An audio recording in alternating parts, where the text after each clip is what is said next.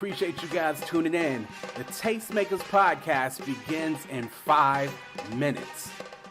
Make sure not to go nowhere, because Quote, Brina, Trisha, and Corey, also known as the Tastemakers, will be with you in 5 minutes. Thanks for sticking with us.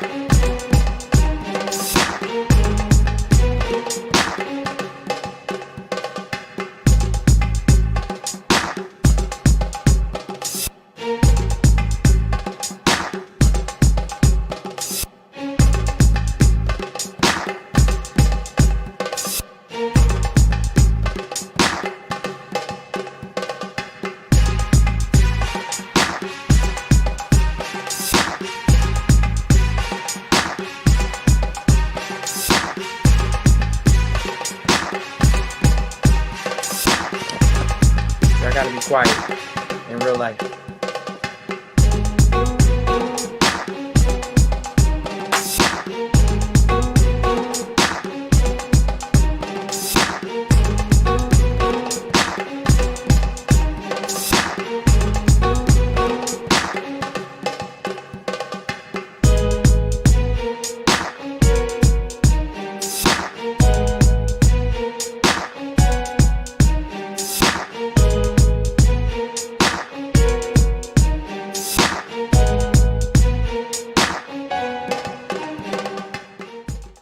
Oh snap, you still here. Listen, in less than 3 minutes, the Tastemakers pod will be on and popping.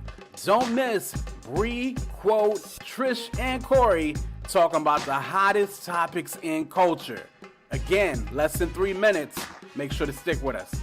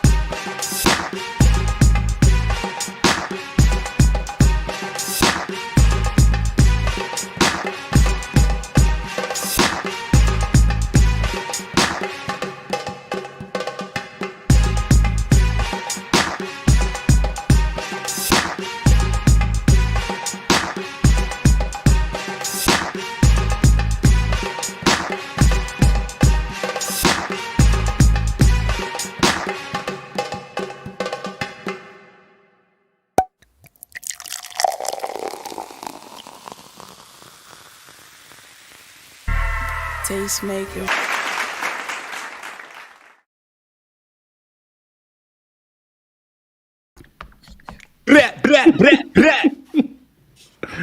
What's going on? What's going on?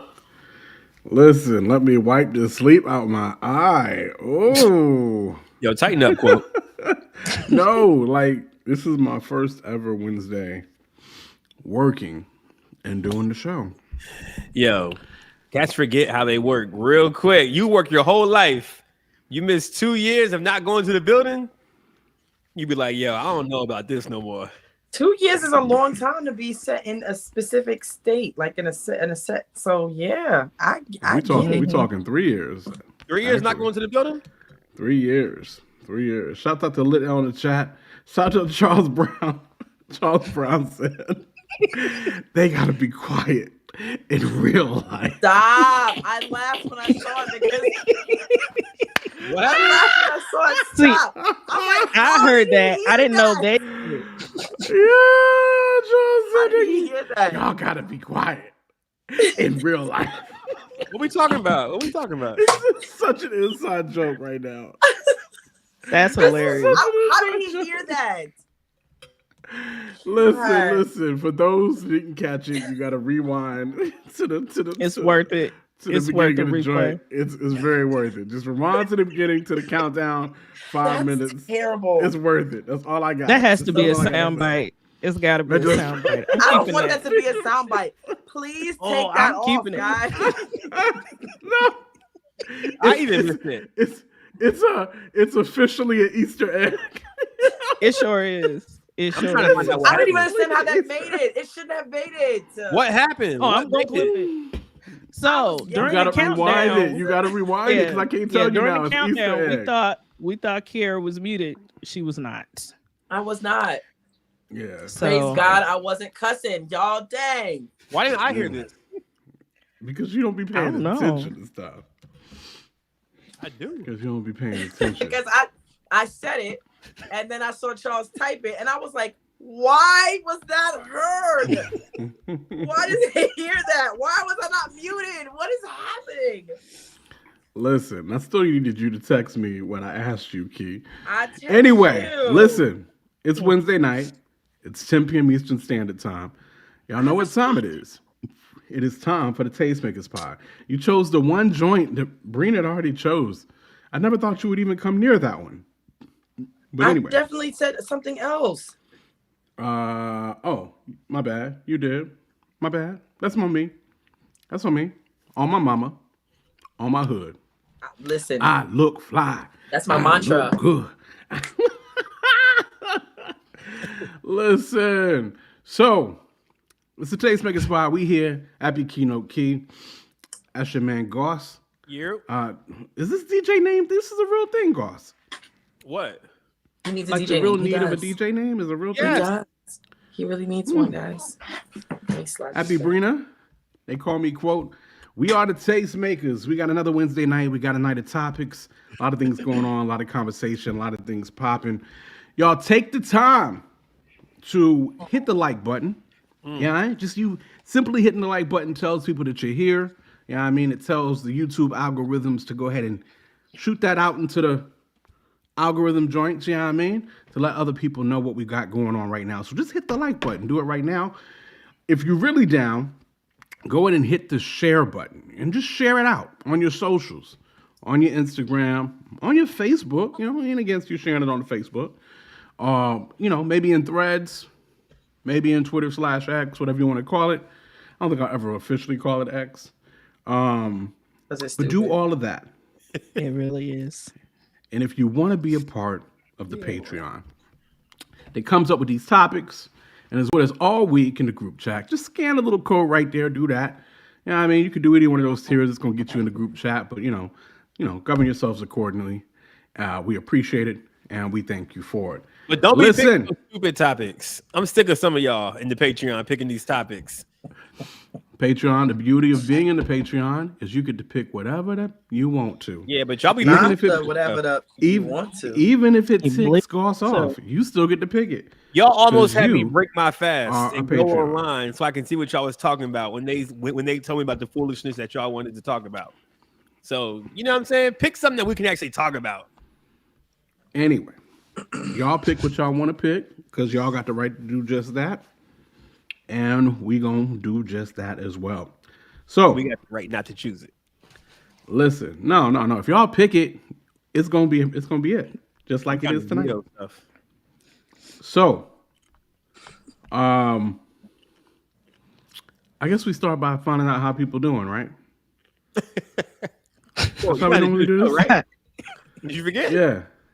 It's like I said, I literally I saw it happening as it was happening. I got down, I got my daughter some clothes from Kohl's, and I walked in my room and I laid down just for a little bit. You know what I mean? Just a little bit. And as I was laying there, I was like, yeah, you might want to get Siri involved with this. Siri, countdown 45 minutes. You know what I mean? Like, just in case I started to fade, Siri would be there to catch me. And Siri came through in the club. I guess it was Holy Spirit telling me to get Siri involved. Yeah. And Wait, and that's you didn't kinda have how a- that worked out. So You've I had got a me a whole little nap in. So as I unwind from my nap. With the Tesla. Listen, the Tesla can't auto drive you Tony to the pod. Tezzy was outside. You had a whole week with the Tesla. What you been doing, folks? Tezzy was outside. You go first. Tell us about your week. Right. Hold on. What you mean? What you mean my week? You had a whole week with the Tesla. What that feel? Pause. I just want y'all to know. And my credit score went up today too. You understand? Do you understand me? Listen. Go up. I checked the credit score and checked, man. I mean, and this is just me. You know, I mean, I can't speak for none of y'all who paid y'all bills on time. Talk your bougie elitist talk. You know what I mean? I mean, you know, what I'm saying is I can't speak for none of y'all that paid y'all's bills on times. But through my 20s and early part of my 30s, I didn't know that was something that really had to happen. Okay? I didn't, just to be truthfully honest with you. The paying of your bills on time. Paying on my bills at all. Let me be real. Hold on, what are you talking about? Yo, this is so elitist and so quote. It's like I didn't have to deal with the reality of paying bills. Ever. You wanted to give me a credit card for $2,000 and you thought I was paying you back? No. I was gonna go splurge and buy whatever it was I was, and that was gonna be the end of it because that's big all facts, I knew. Charles. Big facts. The only reason I went into the office is flex. Literally the reason. That's the only reason I was okay with this. I was like, you know what? It's all right. I'm gonna take the black on black Tesla to the office and flex on them just a little bit. But no, I was talking to somebody, and I was like, listen, now. This is my first time in my life. I'm grown. I know y'all handled y'all's business. Shouts out to Lost and Found. I did not, right? So my credit score just getting over 700. I checked the joint. Credit score was over 700. You know what I mean? That is good. I got my own house. I got my own car. I make a certain amount of money. Ladies, this is his dating profile in real time. Just like y'all know, I'm a whole catch out here. I knew it. I knew it. Whole catch out here. I felt it in my It's spirit. a commercial. You know what I mean? I'm like, are you kidding Help me? him, Lord. Help him, Lord. Oh, Jesus. Help him, Jesus. Get in while you fit in, because it won't take long. Do you understand what I'm saying? It will not. Wow. This is your friend, Corey. Long. Corey, this is your You know friend. what I'm saying? And a Tesla black on black. Do you know what I'm saying? It is. Like, you may or might not see me coming. That's how I'm coming. Do you understand what I'm saying? What like you wearing, she's stealth though? out here. But what you wearing, though? What Tell I'm him about wearing. Sunday, quote. Tell him about Sunday. What you mean what I'm wearing, Goss? I'll get around to that, Key. What your outfit look like? Oh, see, the outfit game needs some help. Okay. So what I have to do is I have to get my brother, who's like Mr. Fashionista. That's what he do. I gotta drop a little bit on him and be like, yo, just go find me something to wear. You know what I mean? Because if it's up to me, it's different. Look at this. if it's up to me, listen. If it's up to me, your boy is gonna be in black, and your boy is gonna be in gray, and your boy is gonna be in white, and that's all I got for you. White? Black, You wear white? Gray, and white. White peeks out. It's more black and gray. White peeks out. You feel what I'm saying? You wear like white pants? I've done it, but no. White shorts, maybe. In a whole like Labor Day you type wear feel. white shorts? You know what I'm saying? Like white long shorts. You know what I mean? You know what I'm saying? Not no short, I don't know. Do I actually get to do the zaddy shorts this year? Do I get to do this? No. No, you can't do that. I can't? You don't got the No. bill for that. But I'm working on it. I'm exercising. No. I want to go back to these white shorts. I ain't never seen like. Okay. The white short things happen like once or twice a year. It doesn't happen like all the But you time. own a pair of white shorts, like just to wear them. I do own a pair of white shorts. They're long. I don't think I've never seen you in shorts, period. I want to talk about I'm going to drop something on them. Go find me some clothes. I want to talk about that. Uh-oh. Go find me some clothes. That's what I want to talk about. Go find me some real quick. Like with the hand motion, it's giving. He about to show up next time with a pinky ring. He gonna show up on the next podcast with a pinky ring on, y'all. Watch. He gonna have Like, quote, where'd you get a Super Bowl ring? Don't worry about it. Quote, you've never been to the Super Bowl. Why are you wearing a Super Bowl ring on your pinky? That's crazy. On my mama, on my hood. You know what I mean? Guys be out here with them hoochie daddy shorts on, y'all. That's what y'all don't know. Guys be out here in hoochie daddy shorts. Oh, for sure. Shouts out to Lost and Found in the chat. I definitely am. They just feel more comfortable. God said he feel more comfortable with his thigh meat in the breeze. That's what he said to y'all. You're going to get these thighs between the month of June and August. No, September too. He said you go get these dyes between the months. He's not lying, though. And what I heard is you go get these dyes, and I went straight to Isley Brothers. I'm like, between the sheets. What's going on? Listen. Yo, y'all's boy is different. The Tesla has changed your boy. He did. I agree. I don't know. I'm out here. And I'm learning. I'm still learning. I'm like a newborn baby out here. I'm still trying to find my way. I'm going to make you know it like a pimp out here. Quote, I'm not a pimp. You need to get on Hinge. We're going to brush your shoulders off. No. We are not doing apps. Listen, nah, bro, you got to. That's the way. I got too much to lose out here to be introduced to any new nothing. Quote gonna start his own reality show. Any new nothing. No. Dating Tony Tezzy. I gotta know who your accountability is. Dating Tony Tezzy. I gotta know who your pastor is. It really is. I gotta know who your friends is. I ain't just no new nothing. So you can come in here and... But you know it's 2024 and this is how people date now. Yeah, I'm not doing it. So you must be planning on dating a friend that you already know. I got friends. We already talked about, quote, not caring about dating your ex, right? We've already said that, quote, will date your ex. We did. But I just want to make it clear that, quote, understands what he's saying. What he's saying no to, he's saying yes to this. Mm-hmm. Yeah. Okay. You know. No. I need to know who your mama is. I need to know your background, who you're accountable to. I need to know who you hang with, who you be around. I know what's got some friends. Don't Pastor Ginger got some friends? What numbers to dial? Does that make you Don't Pastor Ginger got some friends? What? Yeah, Pastor G got some friends, I guess. Yo. I'm not gonna bang from a flute. I agree. Yeah. So yeah. No. Like I said, I got friends. I have very intelligent Black women around me who are educated and who do the daggone thing. He just got here. I need y'all to pray in the spirit. I need everybody to pray in tongues right now. Mm-hmm. I just He definitely just got here. He definitely just got here. Who got where? You just got back on the market. Like pump your brakes, nigga. You're doing 90 and a 30. Pump your brakes. That's what I'm saying, bro. It's a whole new world out here. I can't help that Tesla don't got no engine. You know what I mean? There's no gears to shift, nothing like that. It is just a motor. It's just a motor. You hit the gas, it just goes. It don't got no pistons, no nothing else. It just goes. You know what I mean? Yo, that's a bar. I can't help the Tesla ain't got no engine. I'm just saying. Quote is cool, but Tony Tezzy is for the streets. No. Nah, you're right. You're right, Charles.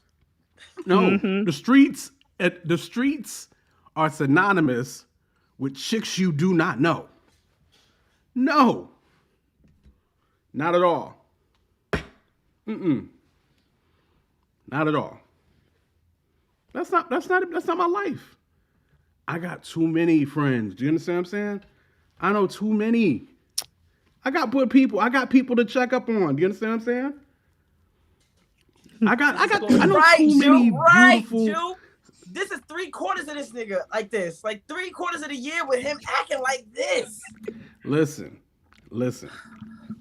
I'm still holding on to my 6-month plan. My 6-month plan. Like I'm telling you, it don't sound like it. Don't sound like it. Says I'm not really out there until 6 months. And I say that, y'all, because when I put the game down, I've always been the kind of individual who wants what I want. And so when I lay that thing down, hey yo, it's a wrap. I was waiting for you guys. I was waiting for you guys. A wrap. You know what I mean? I don't got time for this. You gotta end it with you gotta chill, quote. I Relax. Hey. You got kids watching this. You know what I'm saying? No, we don't. There is no children watching this. Why do you act like kids don't watch YouTube? Listen, and when I said thing down, I won't. Anyway, y'all know what I was talking about. Y'all know I was talking about spitting game. I was not talking about laying that down because we don't know at this point, Tezzy. That's a fact. No, Tezzy, we don't know. Okay, we don't. No, because they can't. I feel like Cole pulled up the church on Sunday playing "Wipe Me Down" out the window. I feel like that's what he did on Sunday. I feel like he pulled up to the church house and parked in the pastor's spot, blasting "Wipe Me Down." Hey, I'm just saying that the black on black Tesla did come up in the sermon. It came up in the sermon, and I won't preach it. You know what I mean? And I won't preach it. Pull up to the church, gas tank on E, but all ties on me. Listen, the gas tank is always on E in the Tesla. The gas tank is always on E, baby. Wait, does it have a gas meter on it? In it? No. Okay. It's got a battery, player. We stay charged up out here every night. But are all the ties still on you? I just want y'all to look at quote. I want y'all to see that the quote that you knew in 2023 no longer exists, and you will never see him again. You will never see quote Christ again. This man is officially Tony Tezzy. I don't know if you'll ever see quote Christ again. That could be true. You are never going to see quote Christ again. And if you do, it will be maybe 2 years from now when he finally calms down. He is absolutely Tony Tezzy for the next 8 to 9 months. I don't know. No, I can't really. Well, some of this, and I had to explain the key. Quote Elon. Quote Elon. Charles. Shouts out to Judon in the chat. Listen, I mean, it's just listen. Right. I'm here for what is it? A good time, not a long time. We agree. We would agree. That's for the streets talk. I just want you to know that that's for the streets talk. No, what I mean by that. Don't do nothing that you got to repent for later. No. What I mean by that is too late. He outside. I'm not outside. What are we talking about? No. I'm still too vulnerable. He couldn't even say that with a straight face. Did y'all see his face? He tried to be sincere. He tried to be sincere when he said it. No. It didn't fly. It didn't fly. No. Quote, Christ doesn't exist. This is officially Tony Tezzy. You should change that name on your handle. Quote, Christ doesn't exist right now. We don't know where he is, okay? He will be gone for the next 6 to 9 business months. Tony Tezzy is who runs this podcast right now. This is not true. I am still me. There is just a different level of vibrato that has to happen to kind of gear me up. Nah, this definitely new you. I gotta handle some, this. No. I gotta see what this single thing is like again. This was not the expectation. Quote gonna pull up the domination riding on top of the car because the car drives itself. Ghost ride the whip, baby. Ghost ride the whip. He gonna be sitting on top of the car drinking bang out of a champagne flute, blasting "Wipe Me Down," and it's gonna pull into the parking lot. He gonna be sitting Indian style on the roof of the car. Remember that quote? You gotta relax. Well, lesson number 1 in these new dating streets for you, quote. We not ghost riding the whip no more. Don't say that ever again in your life. We're not doing that. Why is it too old? Yeah, I know that's what was popping when you were. No. See that's my whole point. That is my whole point. If you are too young to understand the reference, I don't want you. I don't need you. Do you understand what I'm saying? Listen, I'm good. I need you to understand what the heck I'm talking about. Listen, is Tasha up in here? Where Tasha at? Y'all keep Tasha out of here. Where Tasha at? Where Tasha at, yo? Somebody text her real quick. We need help, Tasha. Somebody text her real quick. Where the lawyer been at? She jumped into Patreon for like a quick second. Tasha been good? Yeah. As far as I know, yes. Okay, you exhaled. So when is domination this year? What, June 28th? Yeah. June 28th. Listen, again, I'm chilling. I'm just gearing up for when. For when. But how's the Tezzy feeling though? The Tesla is wonderful. Okay. It's just that Black and Black do get dirty. That joint get dirty quick. How often you watch it? Twice a day, every day, 3 times on Sunday. Listen, I'm literally about to have to. I'm gonna have to do this joint like every week and a half. It's gonna have to get washed, You be and watching then it, once a Bird? month, I'm gonna have to get it like shown up detailed. Yeah. You feel what I'm saying? Take care of your things, man. Take care of your Oh, you things. better know it. And we ain't talking about no car wash joint. You can't take Tesla. Oh, nah? Tesla paint ain't good enough to be out in the car wash like that. You don't. I was just watch about that? to ask you that. Where you Yeah. watching that? No. You got to get somebody to come put their hand on your thing. Hey, yo. Pause. That's crazy. That sounded wild. You are on fire tonight. You hear me, Corey? You was on fire tonight. That was flagrant. That was crazy flagrant. Listen. Oh, Lord, somebody please get Corey White ASAP. listen. Put that That's camera that's on what the I'm table. on. I'm on these granddad vibes. Do you feel what I'm saying? Like I don't even. Not. You're Yes, not I anybody's am. grandfather, quote. No, you're not, quote. I'm not even trying to be out here with young joints. We're I not don't know saying why what- that's the show one tonight. I don't understand what's happening. I told y'all, quote, Christ does not exist anymore. We got Tony Tezzy, and this is what happens when Tony Tezzy shows up. Now the sensible one is Corey. Corey is the sensible one on the podcast, and this is the problematic thing right here. Listen, if Corey is the sensible one, Yes, he is right now. we are all in trouble. Nah, you are off. Sir, Whitney you are said, "Why is officially gone?" deep end in black on black. Because I'm out, man. I've been the sensible one. Y'all just be trying to act like I'm not. You're not. Quote. I mean, let's not. Okay, let's not get the lion in God's house. Okay. I'm not lying. God. People come to me for advice and for sense all the time. Okay, so that's how my week been. All right, my week been on autopilot, literally. Listen, my joint was rough, bro. It was rough. Damn. Oh man. You is sounding like me right now. I'm just telling y'all, they have changed places. It's I changed had- places. Yo, I had a terrible Sweet 16 birthday that I had to DJ. It was bad. I did real Was bad. that the one you was talking about last week that you thought was gonna be carnal? No, it was very cardinal, but Oh. I didn't DJ it well. And like I've realized, so it was all right. So imagine, quote, you're familiar with like Willett Hall, the old Willett Hall in Portsmouth. Mm-hmm. Like so a DJ, a millionaire, his daughter was having a Sweet 16 party.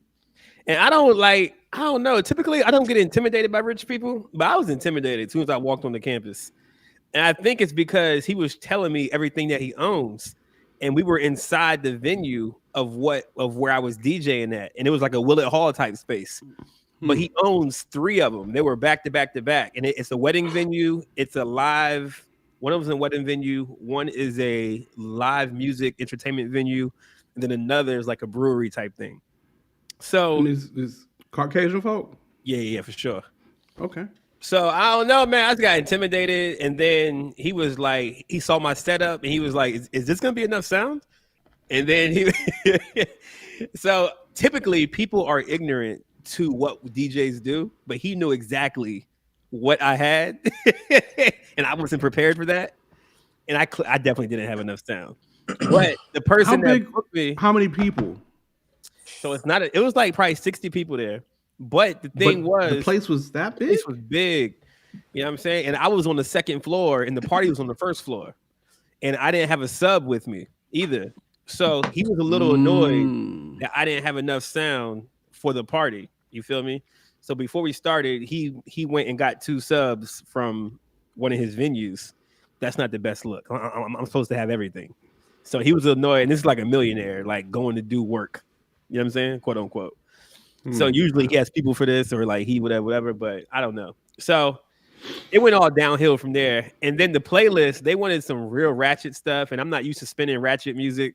So I don't know how to go in and out of it and, you know, mix songs with other songs. And then some of the songs that the daughter wanted, they didn't have the edited version of them.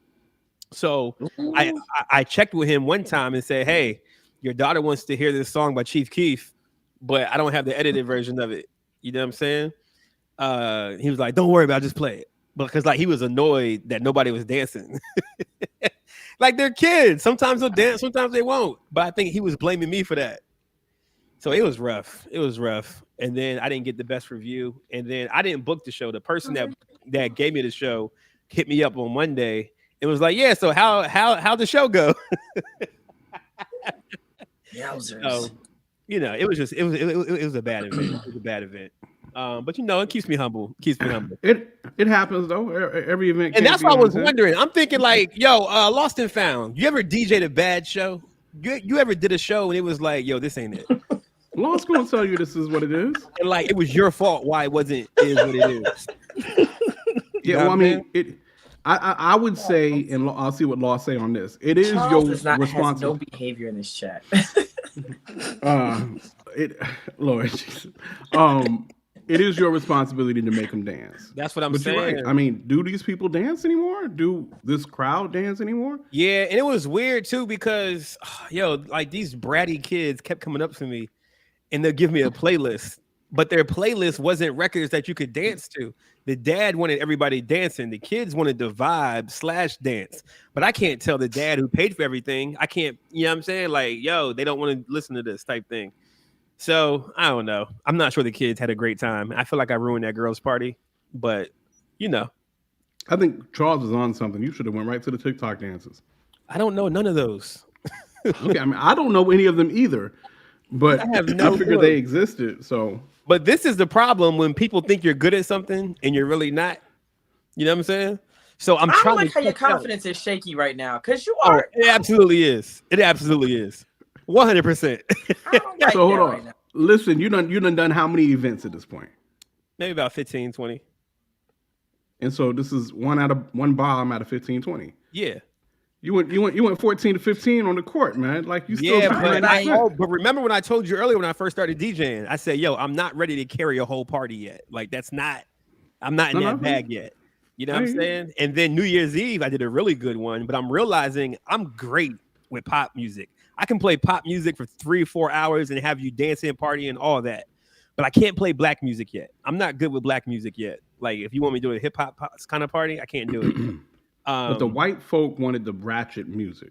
100%. 16-year-olds. White folk always be loving ratchet music, though. Yeah, for sure. They wanted to hear Chief Keef and Nardo Wick and 21, and they wanted to hear all the Finito by Chief. You know, like they wanted to hear all the ratchet stuff. Sexy Red, all that. They loved it. So yeah, that was definitely an L I took on that day, and I'm hoping I still get paid because I haven't got paid yet, and it was a big check. So I'm hoping to come like they're not like because apparently sometimes this happens to where if they ask for a portion of the money back, the company that booked me will give them a portion of the money back. You know what I'm saying? Now I don't think that it's fair if I just don't get paid at all because I still went up there. I still use my time, whatever. But if you didn't enjoy the experience, like in my mind, you just don't book with them again. You don't not pay the person. Yeah. So we'll see. I'm supposed to get it tomorrow because they paid in advance and the check should be processed and they said it clears tomorrow. So we'll see if I get paid or not. I wouldn't be too mad if I didn't, but at the same time, I think that's kind of messed up too because it's like I still at least give me $500. You know what I'm saying? Like whatever. But so that was that. What else happened this weekend? Booked some more gigs this weekend. Ironically, shout out to Rich in the chat. And I have to like my skill level has to catch up to my popularity. That's what has to happen.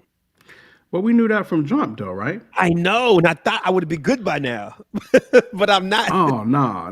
DJing is a craft, I know. A polished situation. Like but my popularity exceeds my skill, so I just gotta keep practicing so that whatever. So that was that. What happened at work? Nothing had too crazy. Oh, I did get switched around again. We hired a new person and she's taking my boss's place. And so now we got a new connections director from Paris. And and now I am her employee, kind of, I guess you could say. But they don't carry it like that, so it's all good. And I'm going to London. Booked the trip to London. I'm going to the Sounds Olympics. dope. Yeah, I'm going to the Olympics in Paris. Yeah. And I want to buy the tickets for the basketball game. London, Paris. Hold on, I got lost. Yeah, so you can take a train through the English Channel, a 2-hour train, and drops you off in Paris. So Okay. me and the homies are going up there.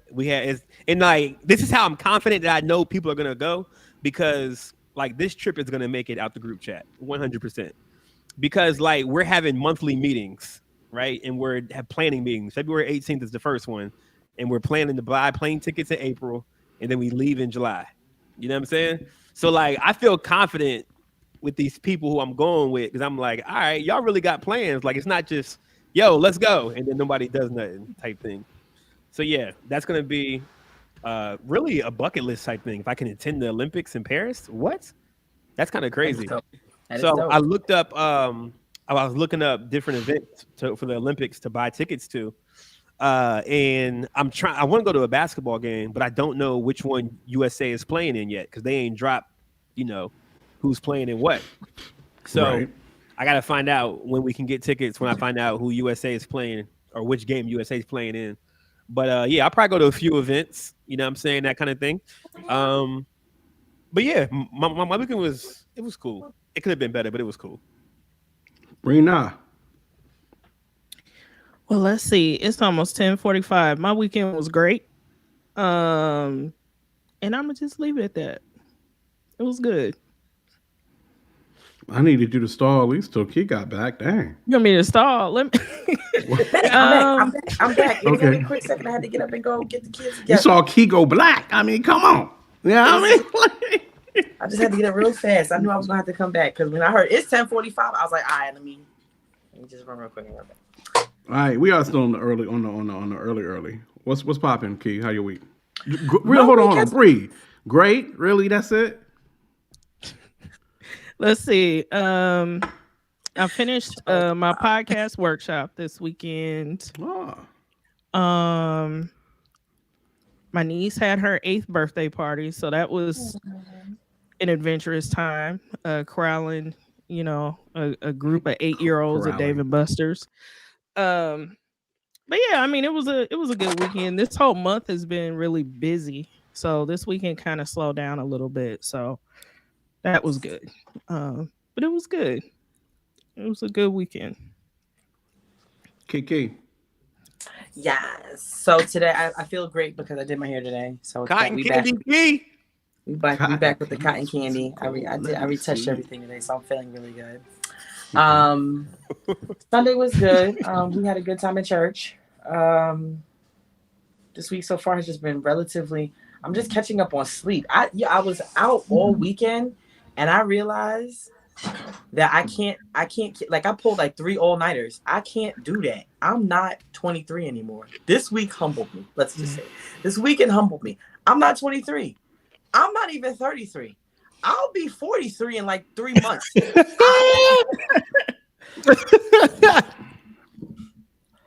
I cannot keep pulling these all-nighters and think that my body is not going to shut down on me. And so listen. You take naps?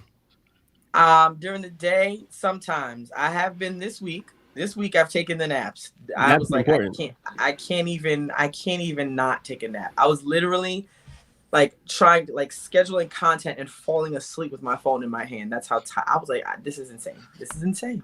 It's Devin's fault, ain't it? It's Devin's fault. It's not Devin's fault. Devin has been great. Oh,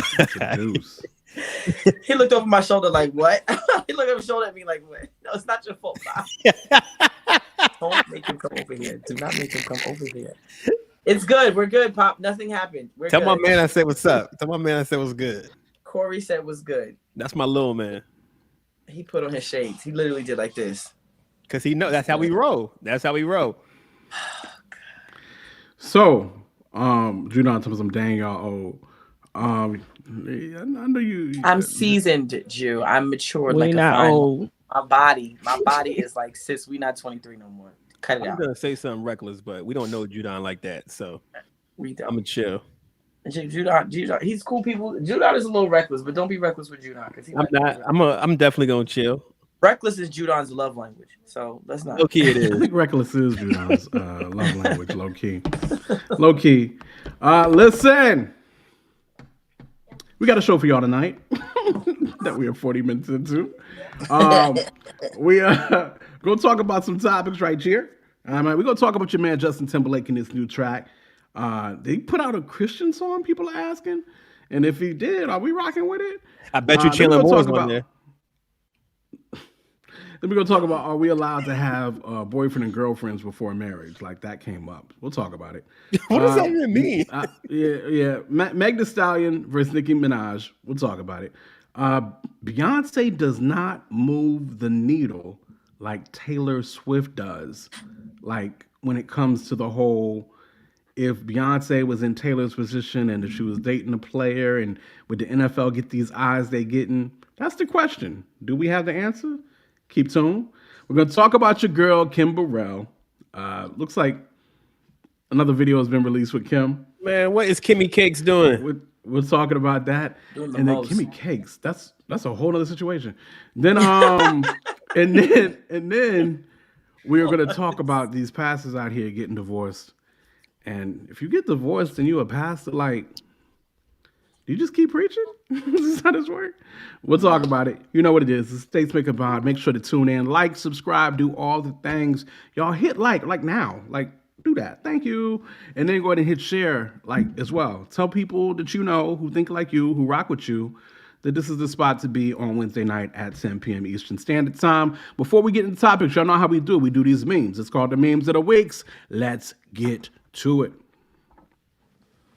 Okay, Corey, your meme is up first. You want to introduce Judon it? does have a great sense of humor. Just drop it. All right. This is when they called me Pagoda out Pagoda. here. You feel me? You see them flowing braids? Listen, my braids was popping. I was going through my pictures today because I'm about to get back on Facebook and Instagram, and I need a good post to come back to. So I was looking at this joint like, yo, this might be the one to drop, and just drop it like a super deep caption about, yo, I've grown as a man. You know what I'm saying? All that kind of stuff. But I was just like, yo, this is a fire picture when I was performing at New Year's Eve. Charles said dirt gang. There's dirt You game. look Cheer. 10. 100%. You So feel me? listen, They used to call me Ice-T. They used to call me Ice-T back in the day too. You look like you're 10. Goss would take all the secular joints that was out and flip them Christian. So he had dirt gang. You had, I mean, he was anything that Rock did, Jay-Z was doing, like Goss would flip it all. 100%. Yeah, so it was Good old days. Yeah, I miss my hair. that was the day. That's funny. That's a throwback. Hilarious. Mm-hmm. Man, that was Right. 20 plus years ago. That's when Calvary was doing like 7,000 a week. It was going crazy. It was crazy. It was crazy back then. Mm-mm-mm. What we got next? All right. Next up, this is Kira's. We come against every spirit of I miss you and I want to see you right now. Who do you miss? We destroy. We set ablaze. Who do you miss? What? Who do you miss? Who do you miss? And while I'm saying it, I'm speaking in tongues under my breath, like I told you I do all the time. Who do you miss?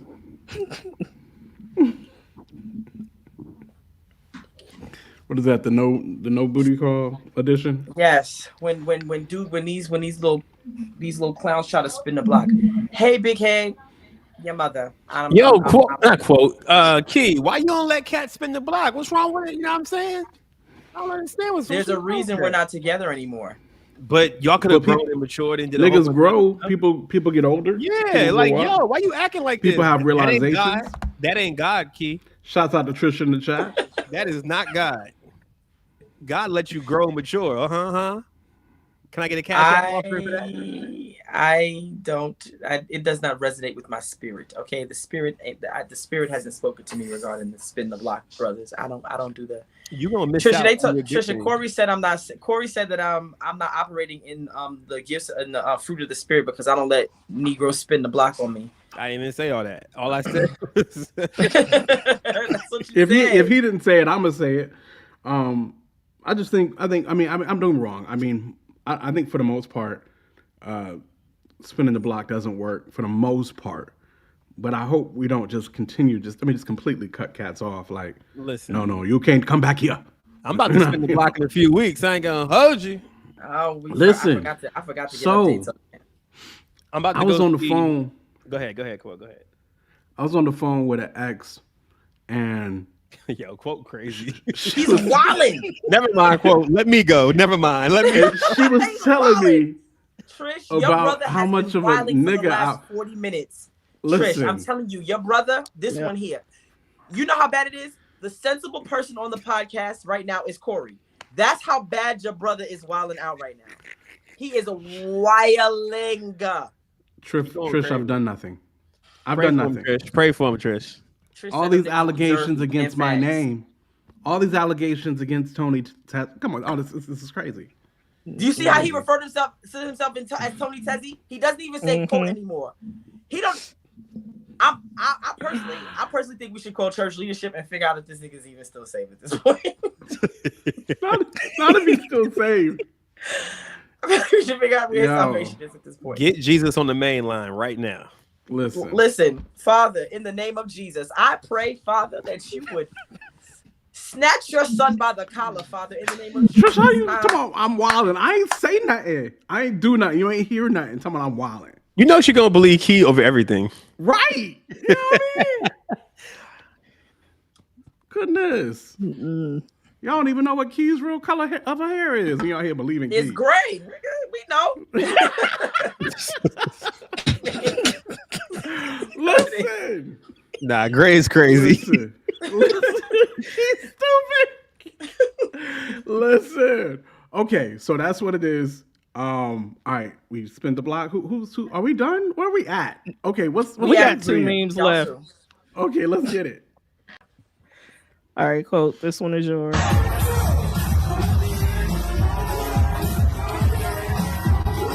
Listen, our very own Jamal Ruckers, JR Songs, said this is not kid and play. This is adult and rest. And I was like, yo, that is wild. That is wild. Crazy. Adult and rest. That's funny. And Kim in the chat.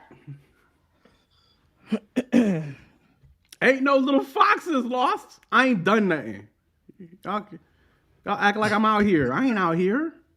I'm just letting y'all know that I have not eaten, so there will be wings showing up in the next 10 minutes.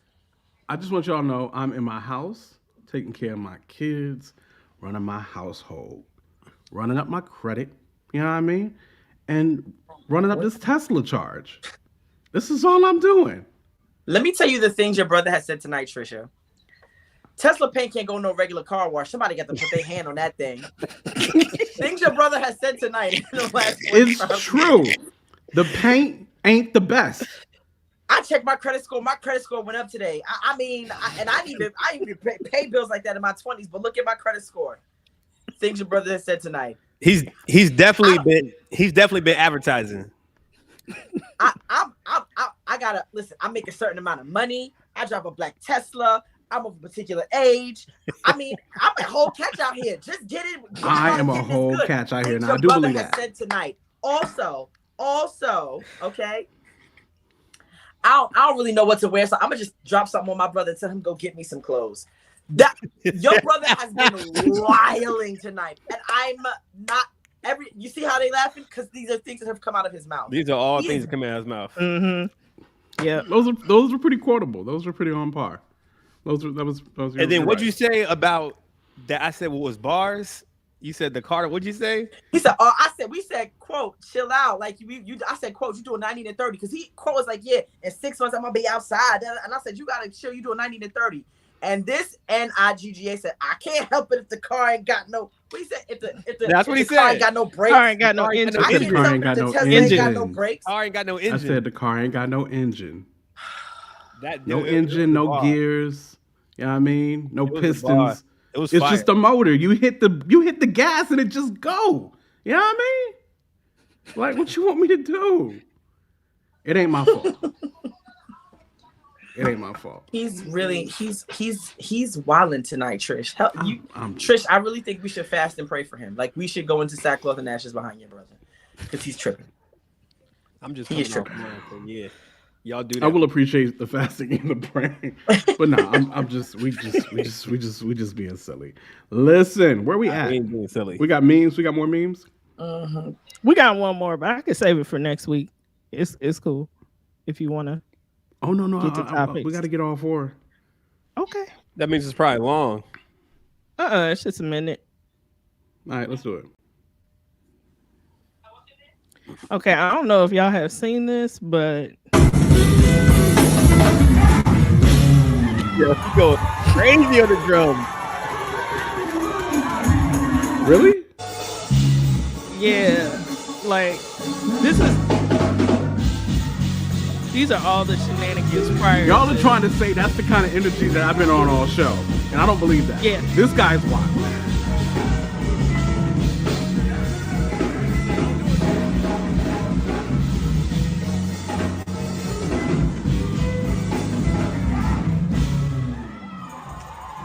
That's fire. Why he get up though like that? It's all about him. There ain't no spirit in that. It It's really all is. flesh. It's all flesh. You know what I mean? That's That's hilarious. like me singing a joint at the church. We in deep worship, and I sing that joint so good, I just dropped the mic. That nigga must have bought a Tesla too. Y'all act the same. Had to. That nigga bought a Tesla too. Ah! No oil, Trisha said. None. Welcome to 2024. Listen, so those are the memes. Let's go ahead and get into the topics, all right? So first topic of the night. So Saturday Night Live, your man Justin Timberlake makes an appearance. He's got a feature with Toby Nwigwe, and the joint is called Sanctified. Okay, y'all. Hey. I'm telling y'all, quote is different. You see how he pronouncing hard names right now, y'all. All right, whatever. I'm just saying, your man is different. He would have messed Nwigwe up 2 months ago. Okay. Listen, I don't know that married quote can get quote back married, all right? That's all I'm saying, you know what I mean? So it's just a different, you know what I mean? I got to be able to talk, right? All of a sudden? What Just did go he to the say? topic. Just go to the topic. Just go to the topic. All right, let's go. Just go to the topic. Let's hit that joint. Justin, Toby. So, These ninjas are not talking about Jesus. These no, ninjas they're not talking about booty. Jesus. They talk, well, they're talking about a Who little bit said of everything. Who said it was a Christian But song? there are people who are catching this joint and not really catching the lyrics, who are thinking that this is a Christian song. And I'm This like, is like a prayer in no. 2024. Right. Yeah. Yo, Toby wears the same outfit every single time I see him perform. That's true. That's true. That is his brand. I Now, mean, with this that is Janelle being said, Monáe thing. the song is hot. Don't get it twisted. The song is hot. But no, it's not a Christian joint by any means. I think Toby might have dropped a Christian bar out of somewhere in there. But no, it's not a Christian song. No. But Cats is out here thinking that that's what it is, which is interesting. Who think it's this Christian song? Well, for one, we had the benefit of the lyrics were popping up right there. Like, I have to admit, if the lyrics are not popping up right there, you can low-key pick up certain words and think, okay, these are all the right words. That man said, the beast in my pants goes boing. Who? That's not Jesus. Well, no. So that's Toby rapping, though. But Toby's always been, he's always pushed the edge on that joint. And that's not, I don't think, well, anyway. No, I don't, well, anyway. Yeah. All that to say, no, the song is not a Christian song. But I think it is a hot track, though. I do. It's a From the dope background record, for sure. vocals to the whole nine. Go ahead. What'd you say? Yeah, it's a dope record for sure. I like Justin's part better than Toby's part. Whose song is it? Is it Toby or Justin's? It's Justin's song. Oh yeah, that joint is fire. If it's Justin's joint, that joint is ill. But nah, definitely not a Christian record just because it has Christian references. People use Christian references all the time. Chance the Rapper been doing this. Snoop been doing this. 2 Chainz, Gucci, everybody do this joint. So yeah, I wouldn't call it a Christian record at all. By no means. We good on that? Yeah. Yep. Sanctified. All right, let's go ahead and go to this key. Is your wings here yet? No?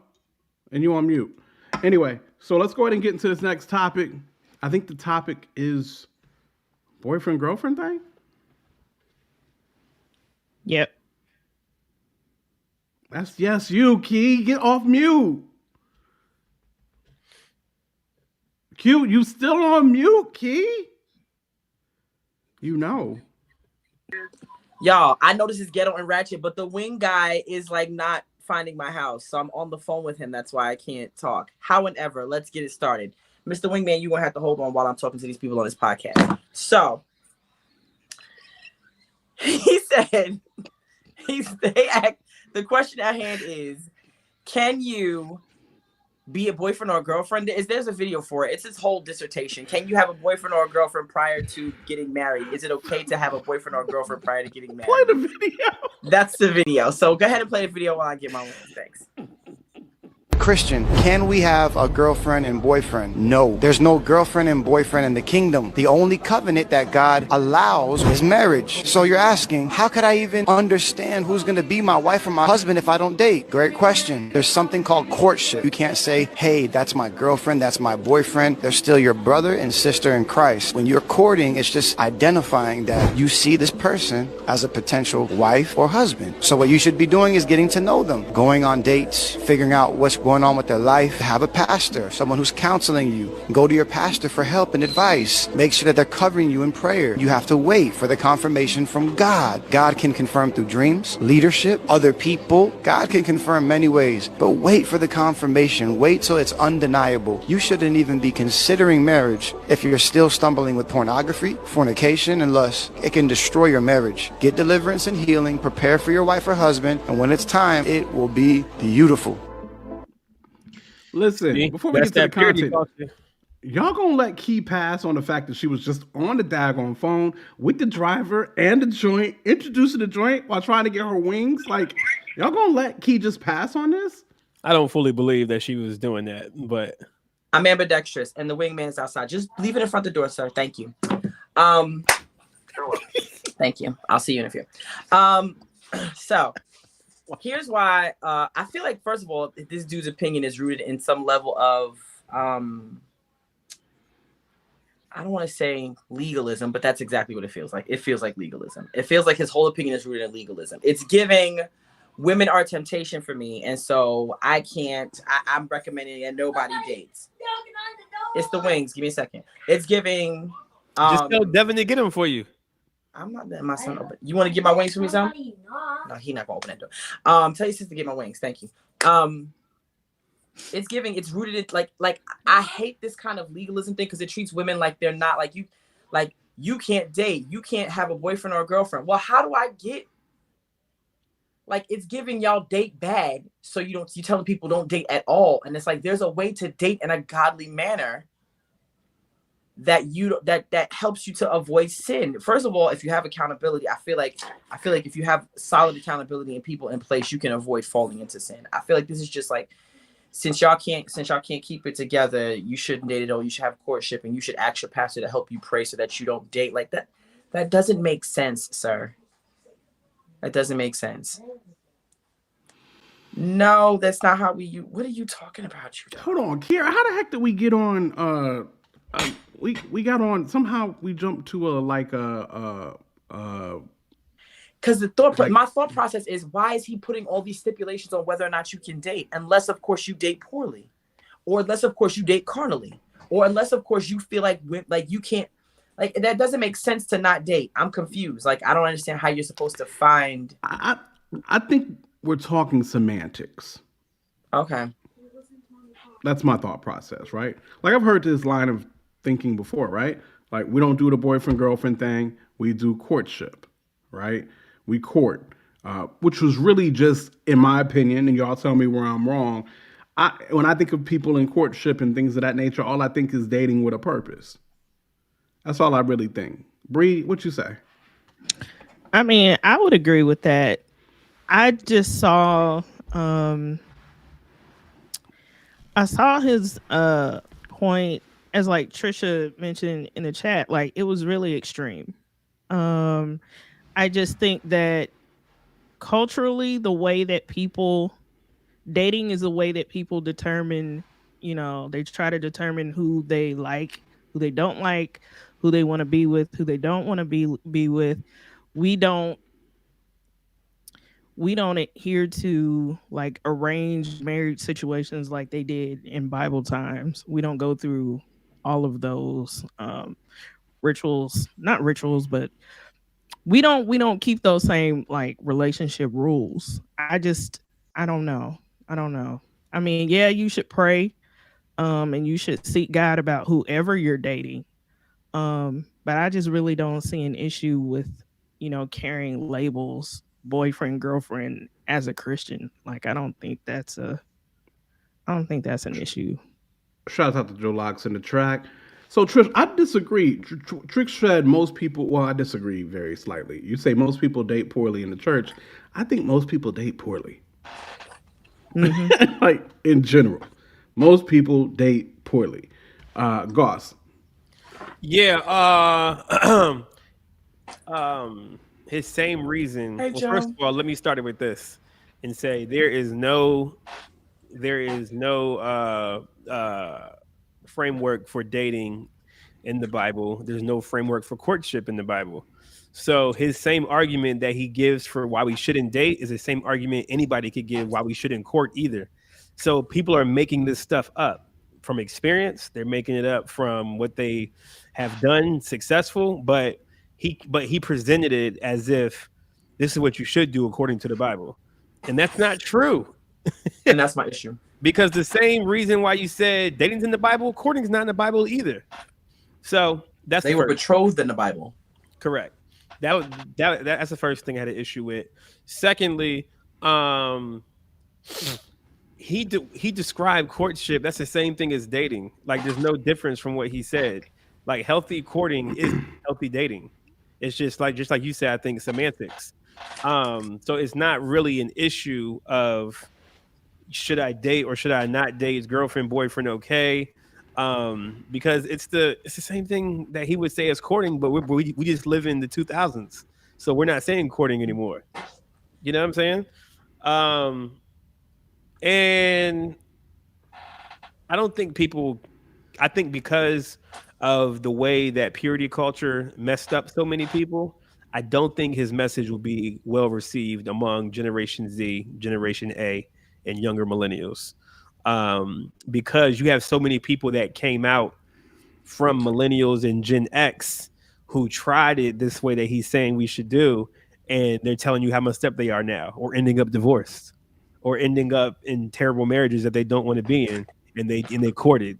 So I think his approach to it and his presentation is it sounds as if you date, it's going to be messed up, but if you court, everything's going to be great. He even alluded to that at the end of his conversation. Yeah, courting is not even a biblical. Courting is not from the Bible.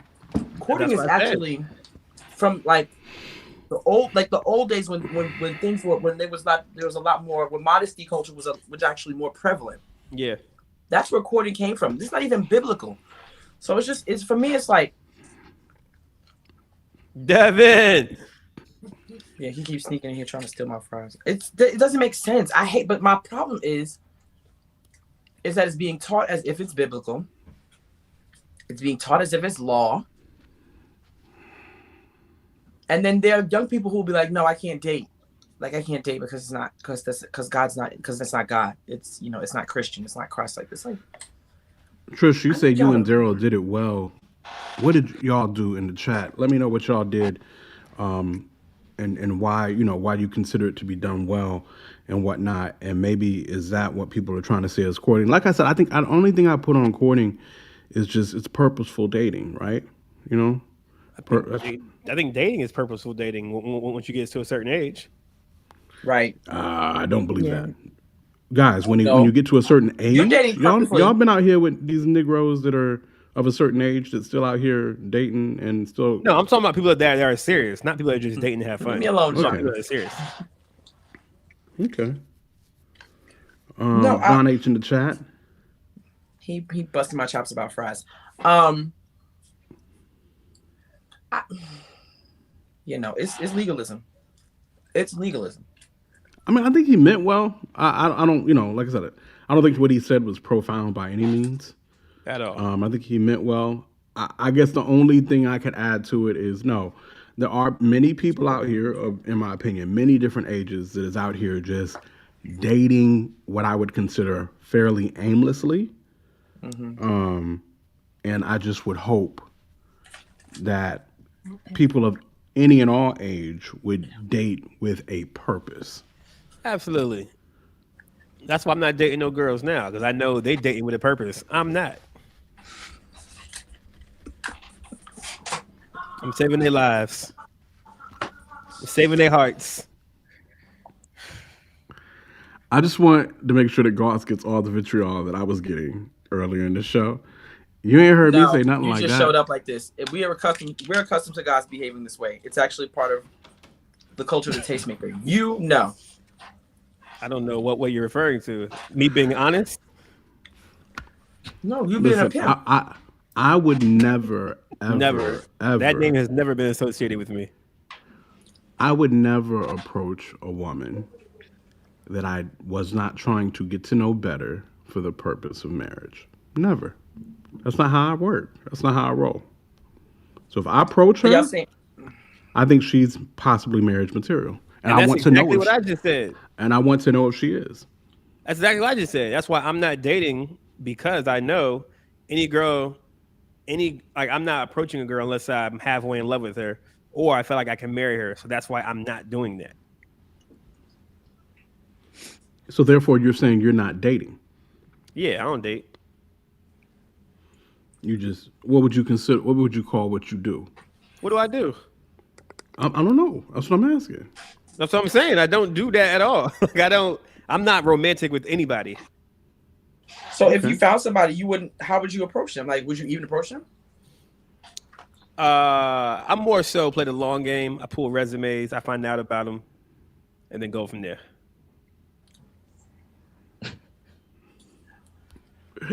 So ladies, if Corey want to talk to you, he's going to run a background check, basically. Yeah, absolutely. 100%. Yeah. If I approach any, and I'm still this guy. I mean, as even though y'all tried to drag my name down the dirt, if I approach any woman, it's because I see her as a potential wife. Plain and simple.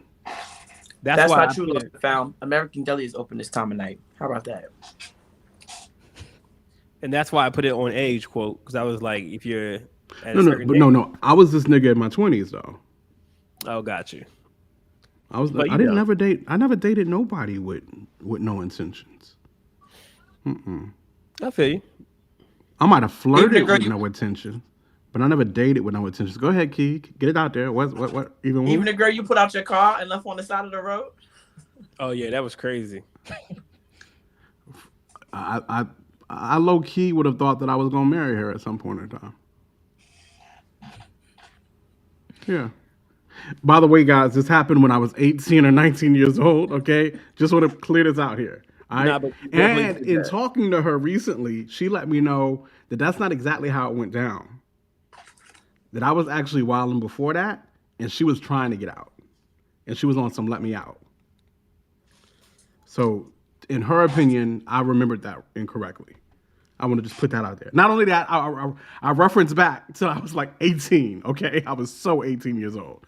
I do want to put that out there, 18, 19 years old. Anyway. He was Tony Tezzy before they was Tezzies.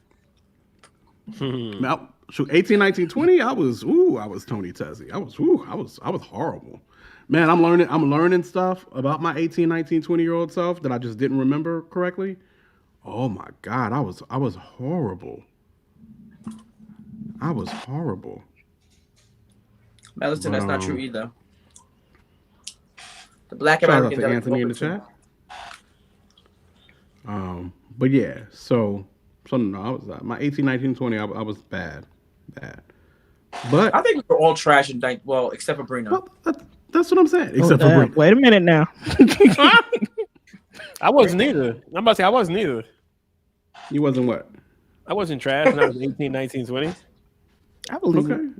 Have you ever dated a chick that you would consider yourself somehow, some way doing her wrong? Not necessarily cheating, but maybe the way you dealt with her, anything like that? Yeah, for sure. Okay. Got you. Brina, you ever dated a dude that you did wrong in some form or fashion? Not on purpose. Don't say yes. Don't say yes, Mother Brina. In my mind, you would say sanctified. In my mind, what you to the Temptations now? Okay. In my mind, don't mess up our visual. Don't mess up. I can't. Okay.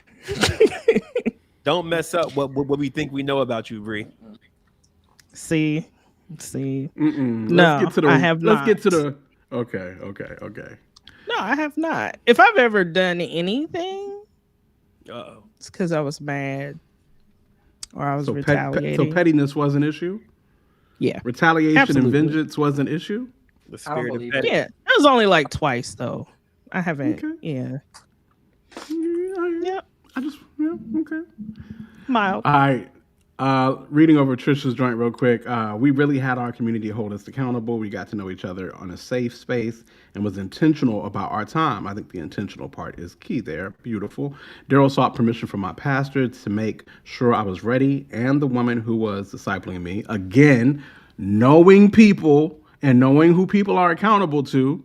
You know what I mean? Like, this is important for me anyway. And I agree. Boom, boom, boom. Like, that's why ain't no new chicks, man. You gotta be some kind of bad if you're gonna storm up in my life. I don't really know you, and if I end up wifing somebody that I don't know, that'd be crazy to me.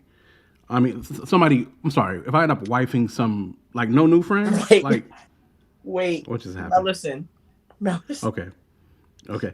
He didn't want to. I'm gonna get to Mellison. He didn't want to throw me off if I wasn't ready.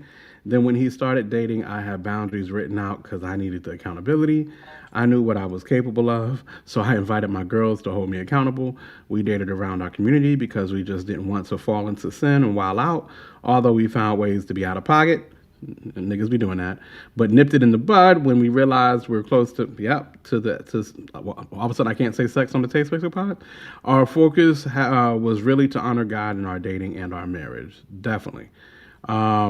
Trisha said, I did a lot of niggas wrong. Let's see. Lost and Found said, y'all savage. Let's see. Anthony said, I was picking up other chicks in her car, but I made sure the gas tank was full whenever I was done. Listen, that's righteous. Well, that's halfway righteous. Halfway righteous. I'm being silly. Now, the full thing, that cleanses all sins. Until you are married, you are single. I agree with that. All sins. Well, John H. said wholeheartedly. Hold on, Lost and Found, y'all savage. What you mean is that? When is Lost? When you get married? You got married in your early 20s, didn't you? That's right, Trish, because you met Anthony in person, so that absolutely makes sense. Lost, you got married in your early 20s, didn't you? I want to know. Anyway, let's see. Listen, as I wait for Lost to respond to that. Keep moving on. So,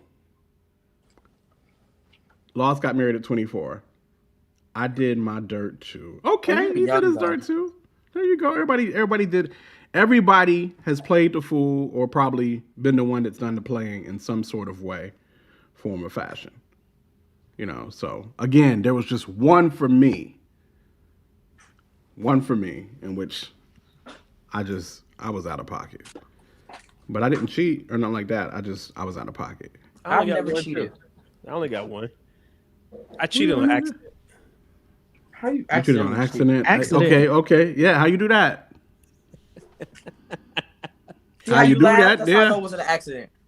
Right. That laugh? Well, then again, let's define cheating. What's cheating?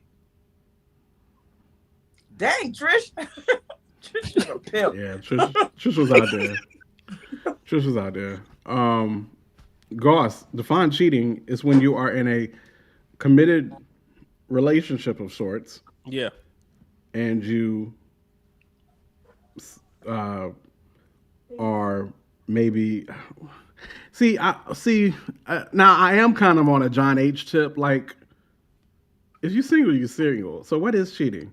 I am kind of on that tip. I mean, what is cheating? Like, I think we think of cheating. Cheating is like you had sex with somebody else who wasn't your committed partner or committed relationship. And I did not do that. So Right. that's what Listen, I don't know that it's got to be that drastic. So that's what I'm trying to figure out. Did I cheat? Maybe I didn't.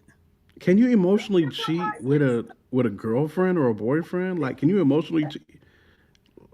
What y'all think, Bree, Key? Can you emotionally cheat with a girlfriend boyfriend situation? Like, is that emotionally cheating just for marriage?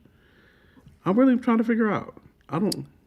I think we do relationships weird though, like in terms of like boyfriend girlfriend stuff, because boyfriend and girlfriends be really low key acting like husbands and wives, And they shouldn't and be. so when you act like that, then yeah, you can. I guess you can emotionally cheat on somebody because all the boundaries that should be in place are really not. But I don't know. I mean, I've never emotionally cheated in that regard, but I don't cheat. I'll just leave you. I would rather leave you than cheat. That's normally that was my MO too. Like, if I felt like I needed to be with somebody else, I needed to not be with you. I just Yeah. left, yeah. John H said, going steady when you think about it is counterproductive. 95% fail rate. Just Said date going and have steady. fun without until you get engaged. How old is John? He's the same age as us. Going Yeah. steady, my guy. Yeah, I haven't heard that in a minute. No, I wouldn't even cheat and break up. I would just break up. It's a dub. I don't like you no more. It's a dub. If I was peeping somebody else that I was starting to put my imagination into, I was breaking up with the person I was with. Yeah, that's how I felt about it. But it wasn't on some old like swapping them out like Pokemon. Usually, the relationship was on the decline. Gotta catch them all. I'm like, ugh, I can't. Oh, joint, John H. I did not expect him to say he was married. Shouts out to John H. Yeah, He said he's He told happily us that a while ago. Okay, I missed that. My bad, John H. I know that story, Trish. That story Anthony's talking about where he was on a couples retreat and flirted with another guy's girlfriend in front of his girl. Millicent was terrible, guys. Millicent was horrible. Wowzers. Literally, like, if he wasn't my brother, I Wowzers. don't think I would like him. That's funny. He was horrible. Like, y'all pray for him. Okay. All right. Let's keep this party moving. Listen, so rappers is back beefing again. What else is new? Meg Thee Stallion, Nicki It's different, Minaj. It's different this time? Let's check the content. Here we go. The rap girlies are fighting, and it's a bummer, but we gotta break it down. Here's what's going on between Meg Thee Stallion and Nicki Minaj. Let's flip. Hold on, pause it. All it. started Friday when Meg released a new. I automatically question the source here. No, why is this white chick telling us about this rap beef? Because they be Am I being too harsh? Yes. Yeah. Oh no, it's a beef. It's a legitimate beef, though. They be knowing. No. Why you think white people don't know? Okay, shouts out to Keith in the chat. All right, let's get on. Diss track called Hiss, which typically you wouldn't assume was a diss track, but in it basically said this line about Megan's Law, which fans basically figured out is alluding to the fact that she thinks that sex offenders' records should be public, and that is a dig at Nicki Minaj because she's married to someone with an extremely problematic record. So That's a once fact. Nicki figured this out, she went on Instagram Live and basically went off and said that she has a diss track coming, and it's called Bigfoot, and it is so clearly alluding to the fact that Meg was shot in the foot by Tory Lanez. As all this was going on, Meg went on The Breakfast Club to talk about her new single, Hiss, and basically without saying it, said that yes, this is taking a dig at people who should have digs taken at them. But she says she didn't name Nicki specifically or her husband, so she's kind of like, And then she posted an Instagram story, basically showing that she was laughing at the whole entire thing and didn't really take it too seriously. But on the other side of it, Nicki then released her song called Bigfoot, which so clearly is about Meg, and she takes it like very far, like talking about like her mom who's passed, that she's a liar. She talked about how she faked her liposuction and like all these different things that are just like a little too far. But then she continued and kind of like tripled down on it and went basically crazy on Twitter/X, saying all of the same stuff that she said in the song, and said that she now has 5 more diss tracks coming. Meg has not said anything since, but like I guess we'll keep our eye on it. But I don't like when the girlies are fighting. Judon, that was my point. But I mean, shouts out, she did handle the flow chart. Cliff Notes for flow chart for this record. I've seen it all. John H. The point is, she did handle her business. So I might need to apologize. Like she did, really let us know what's going on. But yes, Cliff Notes for a flow chart. Yeah, that's just for this record. It's hilarious. That's crazy. With all this being said, let's just be honest and out the gate. Megan don't want no parts of Nicki Minaj on a track going back and forth on a diss record. That's an obvious thing, right? Mm-hmm. That's a game Megan is going to lose 10 times out of 10, right? I want to know what made her launch this attack to begin with. Mm-hmm. I don't know. Maybe it's just part of the sport. I don't know. Is it just part of the sport? Nicki's baby daddy is absolutely a rapist. Oh, yeah. He's problematic as all get out. We all know that. But Megan don't want no parts of Nicki Minaj. Megan must have saw something. She must have saw something or knew something, because Nicki gonna defend that man to the death. Oh, he out here assaulting people to this day, and Nicki gonna stand beside him.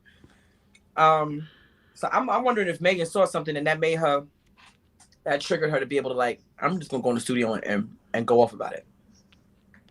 But she didn't really go off. Like that Bigfoot joint, like I forgot some of the joints I heard in that Bigfoot joint. Like Nicki was eating her alive. Talking about her mama is wild though. Yeah, I mean, talking about her, I missed the mama part. That's crazy. Talking about dead mamas is never a good thing. But Drake and Onika have been jabbing Meg for a while. That's true. John H is right. Like Drake and Nicki and them been taking stabs at Meg for a while, so that's not untrue. That's very true.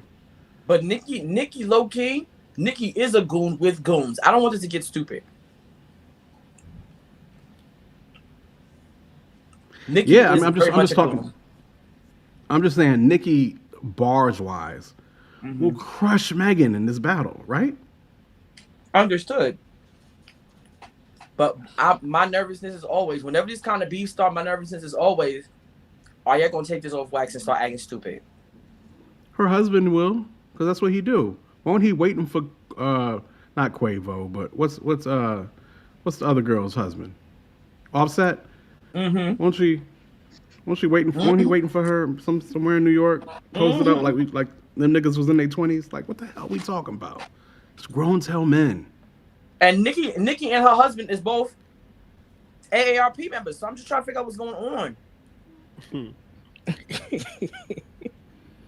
Y'all too old for this. Y'all got mature 401ks. Like,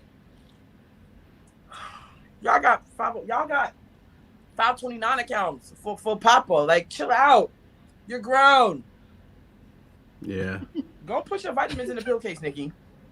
Put your vitamins for the week in the case and chill out, girl. Seriously, we is too grown for this. Your knees ain't even that good no more. Like, girl, sit down.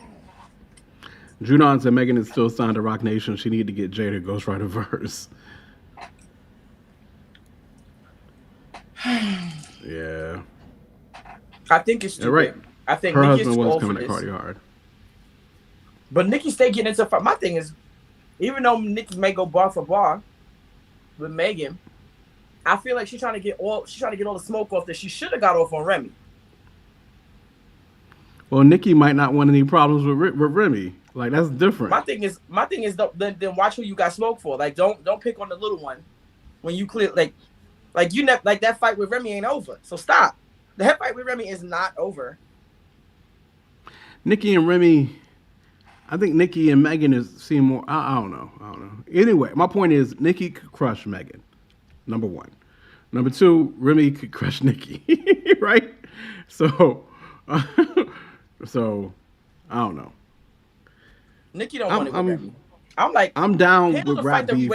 We waiting on your response to Remy. Beef. I'm down with rap beef as long as it's rap beef. and it doesn't spill into the streets. And that's my concern. Yeah, hopefully it doesn't.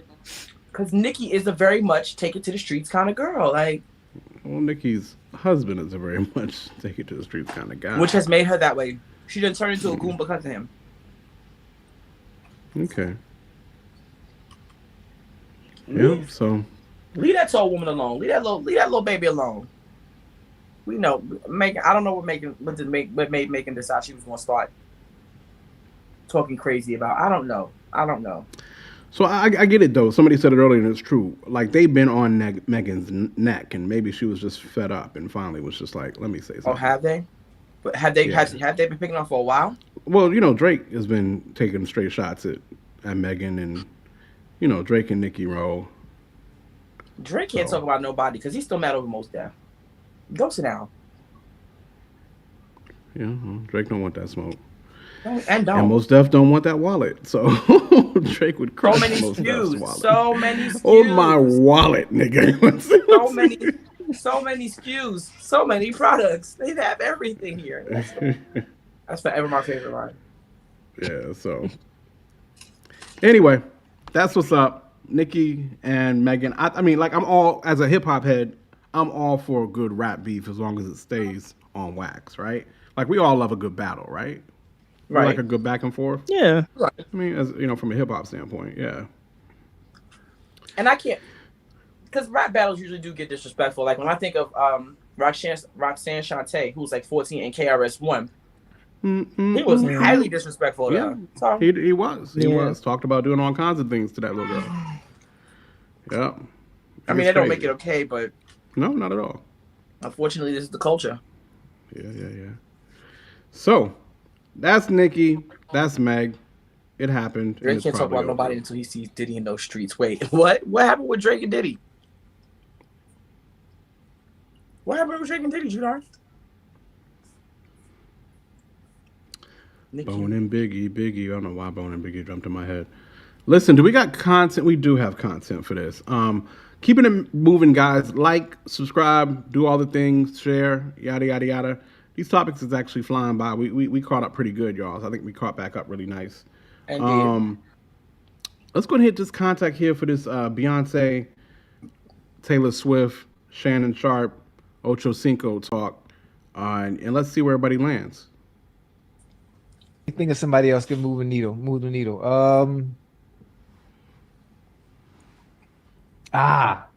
one. Beyonce.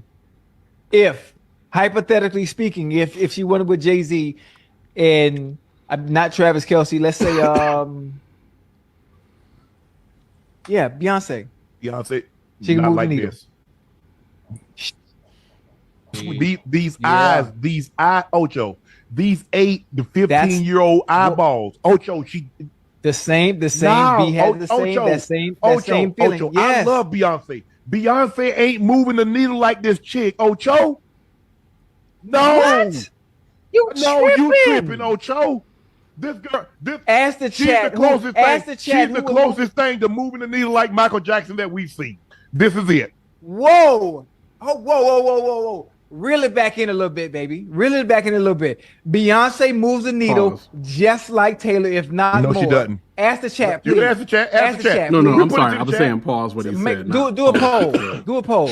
Because Beyonce has those same set of eyes, young, old, middle-aged, and old, including the eye. But I'm just saying, if hypothetically not like speaking, Beyonce would move the needle the same way like Taylor doing. It would be Beyonce being shown all the time. Not like Taylor. Oh, come on. Yes. Not like Taylor, man. Listen, so the question really here, let's frame the question for what the question really is, because there might be some confusion on what's really being asked. The question is, okay, or the situation is this. The Taylor Swift showing up to games, dating Travis Kelce situation has put more eyeballs on the NFL. The NFL is already huge, okay? And they have felt the eyeballs of having Taylor Swift involved on a weekly basis situation with her daily. And the question becomes, if Beyonce was single and she was dating Tyreek Hill. Okay? And she's showing up to every game, or whatever the case may be. Does the NFL numbers, eyeballs wise, spike the way it does for Taylor Swift? Shannon is saying, no way in the world. Sorry, Beyonce can't do that.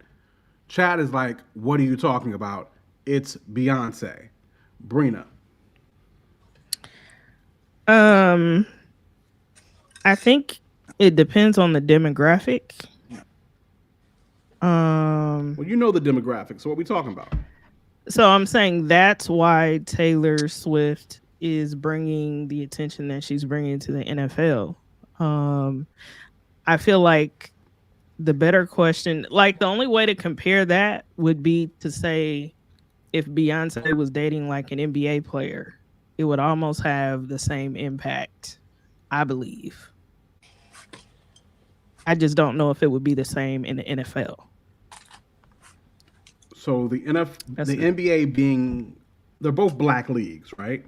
But the NBA, without a shadow of a doubt, is a blacker league than NFL. The fan base, yeah.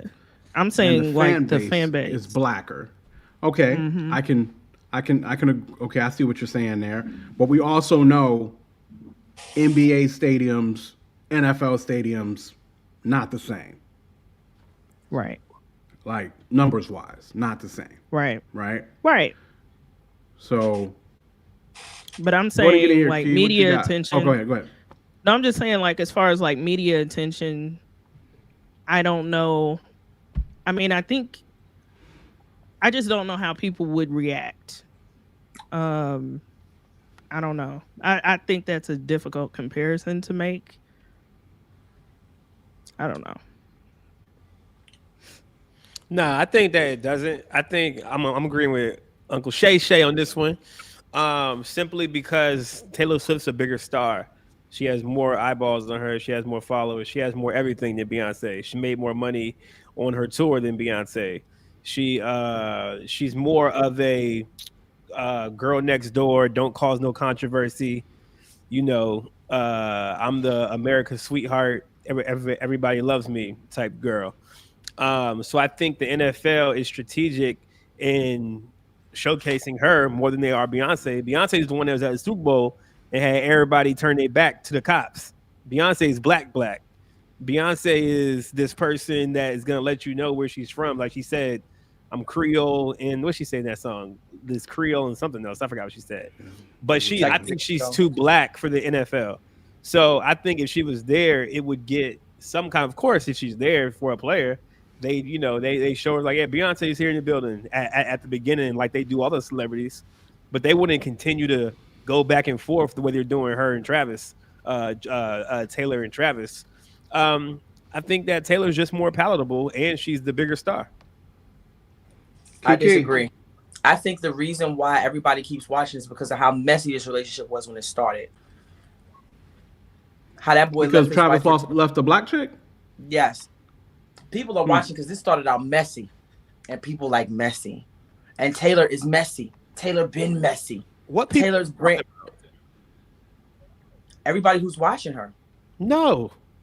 Yes, everybody who's watching this is like grown men who watch the NFL are not watching. Don't care about. We're not talking about grown men. We grown men who watch the NFL watch it for the football players. I'm talking about the demographic outside of the original one. I don't think these girls, these teenagers, yes, because Swift took this man from this black. It's because it was messy. I really feel like that's why, because it was messy. It started off messy. Are they gonna make it? Because Taylor stole this girl stole this dude from this black girl, and he was supposed to be in love and married, and here comes Taylor, all innocent and doe-eyed, and because she's been messy, and she's always tied to some level of like, whether minute or macro messiness. Who? Taylor. No, she's not. Dating wise, there is that situation with Taylor. Some kind of there's been dating messiness with Taylor. With that being said, she dates people to break up with them. I think maybe black women care the fact that Travis left this black chick who he had been in a relationship for a long time. and who he seemed like a real down white dude for, whatever the case may be. I think black women care about that. I don't think nobody else do. Unfortunately, you know what I mean. The fact that go ahead. There are people who are watching it because they want to see it because of how messy it started. But that's not the majority of the eyeballs. Okay. Y'all, this is real simple. Taylor Swift is white. Next topic. So, what are we talking about here? This is the whole reason why it's bigger than a Beyonce situation. She's white. Right. We all know Taylor's not as talented as Beyonce. I think it's controversy because remember when Jay-Z and remember when Solange kicked the crap out of Jay-Z in that elevator? All eyes was on BJ and Solange for like weeks. It's because it was messy. And people like messy. People like messy and all that, yes. When we talking about raising NFL numbers, though, we talking about some other level type stuff. Because NFL numbers are already other level. If she was dating a basketball player, she'd be putting all these odds on the basketball on the NBA. Basketball, I agree, but basketball stadiums or basketball, joints and NFL stadiums ain't the same. We're talking about thousands of people in difference. So, yeah, Lost and Found said only Kanye can compete. Right. Again, the reason why we paid attention to Taylor even to begin with is because Kanye hopped on stage and interrupted her speech. When you say we, you mean black people? Yes. Oh yeah, This ain't a black people conversation, Key. When they're talking about the eyeballs is going up in the NFL, they're not talking about black people. They're not talking about black people. They're talking about the general public. Teenagers are now watching NFL because of this. Okay. And buying jerseys. Okay. And all that. Yeah. What is John saying? I missed. John said what? What did you say, John? Okay. I'm trying to catch up real quick. Mike Jackson, everyone could listen to him. Prince too. Why people don't care about Travis Kelce's Black X. We've already, that's Drew Don. He said that. Yeah, we said that, Drew. All the pop stars of old, her content is like theirs. You think that Taylor Swift's content is like Prince's and Michael Jackson's content? Hold on, I got to think about this. No, I can't. I can't go with you on this. Chris Brown could be way bigger. His content limits him. Chris Brown could be way bigger. What he did at 18 years old is the only thing that limits him, in my opinion. I'm one of those people that believe Chris Brown is bigger than Beyonce, if not for the Rihanna situation. That's my thought process. Breezy will never be bigger because the powers that be. That's my point. Yeah, what Charles said. Yeah. Breezy has been capped ever since the Rihanna situation. John H is saying his kids can listen to Taylor Swift, whereas they can't listen to Beyonce necessarily. Now, I mean, yes, it goes back to that demographic of kids. So in that case, I do agree with what you're saying, John H. Yeah. Yep. I do agree on that. Saying king content is what makes Taylor so big. That's part of now that's true. What John H is saying there is true, Trisha. Yeah, clean content per se does help this. It makes her more palatable across the board, right? And again, she got a good Taylor story. Swift is white. Again, I should have left it where we left it. Brina, next topic. What is Kimmy up to now? Well, and we do have a video for this. Kim Burrell has gone viral for another ridiculous reason. I'm gonna play the video. Your hands when I say thank you. It's a solo. God's using me. Don't sing with me right now, Lord. I'm singing alone now. You, ma'am, with that mask. Let that mask work for you. I'm singing alone. Lord, I'll be back. No, I'll call on you when I'm ready. What a mighty happy new year, everybody. When I tell you, the year has started just the way we needed it to do. So, here is the narrative. I'm in the middle of ministry, and you know how you close out a sermon? And I'm singing, thank you, Lord. I'm thinking that I'm singing a solo, and you always got that one that has to join you.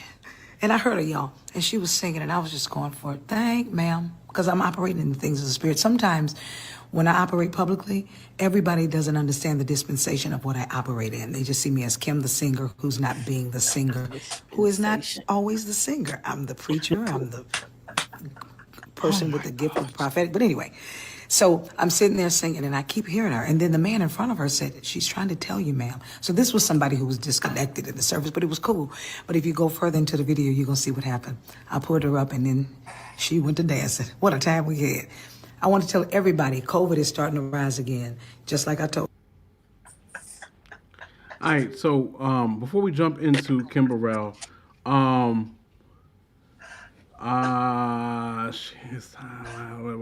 was somebody who made that ain't close zero blacks. So John H makes a good point. John H makes a really good point. So, and this is where I go back to the Chris Brown situation. John H says 0 black stars with clean content. So, John, think about Chris's first 2 albums. They were clean content.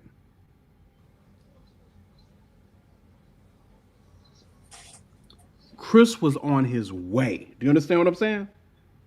He was on his way. Now, we could say he got older and his content was bound to change or whatever. I don't know. I heavily believe Chris got capped, and then Chris went thuggish. You know, Chris went the I don't care route, the thuggish route, yada, yada. His first 2 albums, clean content. I don't know about that. Poppin' was kind of crazy. He was 16 singing On and Poppin'. It was not kind of crazy. You said he had clean content. I'm telling you, he did. That was On and Poppin' was not a. Have you heard the lyrics? Yes. You sure that's clean? Listen, this was a clean album. No explicit. We're talking to Tony Tezzy, y'all. Come on, man. Stop it. Stop. You need to go through his discography. The singles were clean. Well, Poppin' was a single. Poppin' was a single. There was no video. But like, I don't think it's as clean as you think it was.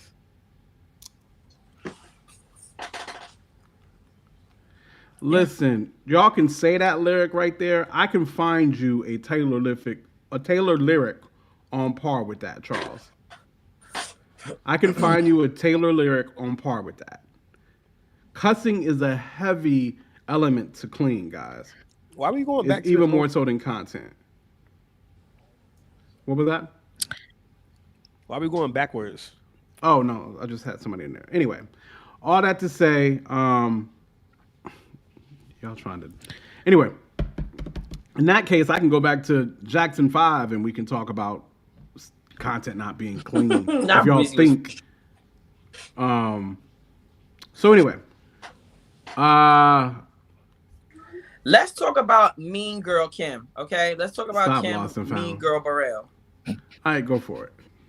Okay, first of all, I just want to know who her PR people is. Like, why has she every 6 months, she out here talking out the side of her lipo neck. And I don't understand why don't nobody sit her tail down and tell her that the fruit of the spirit are love, joy, peace, patience, kindness, goodness, faithfulness, gentleness, self-control, Kimberly. Self-control, Kimberly.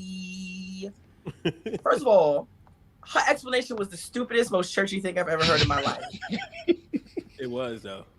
Because people don't understand the dispensation of what I'm under. Girl, no. I think what she ultimately ended up saying is that the old girl was out of order.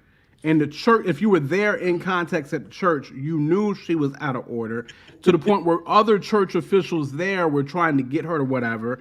And it ended up, even later on in the service, end up showing that she was out of order, that the young girl was out of order. That's only Shouts a out to black Shannon thing. in the chat. Out of order is the black church thing. There's no such thing as First out of order. all, No, out of order. No. I mean, out of order could maybe because It's not a black church thing. I don't know that it is. Yeah. think it is. There's certain things you can't. Paul was come talking in- about that. Yeah. All is black. So there's certain things that you can't What you you expect? can't come in the front and do, right? Like you Busting can't out just. is black. It's a whole lot to that. But go ahead, Tashawn, can't shouts tell out. somebody stop Tashawn, singing. I'm sorry, shouts out. Go ahead, Key. Go ahead and finish Bats and Kim so we can move on. No, I'm just she's always saying like the whole thing is like let that mask work for you. Like it's at this point you're being rude, miss. You're being rude.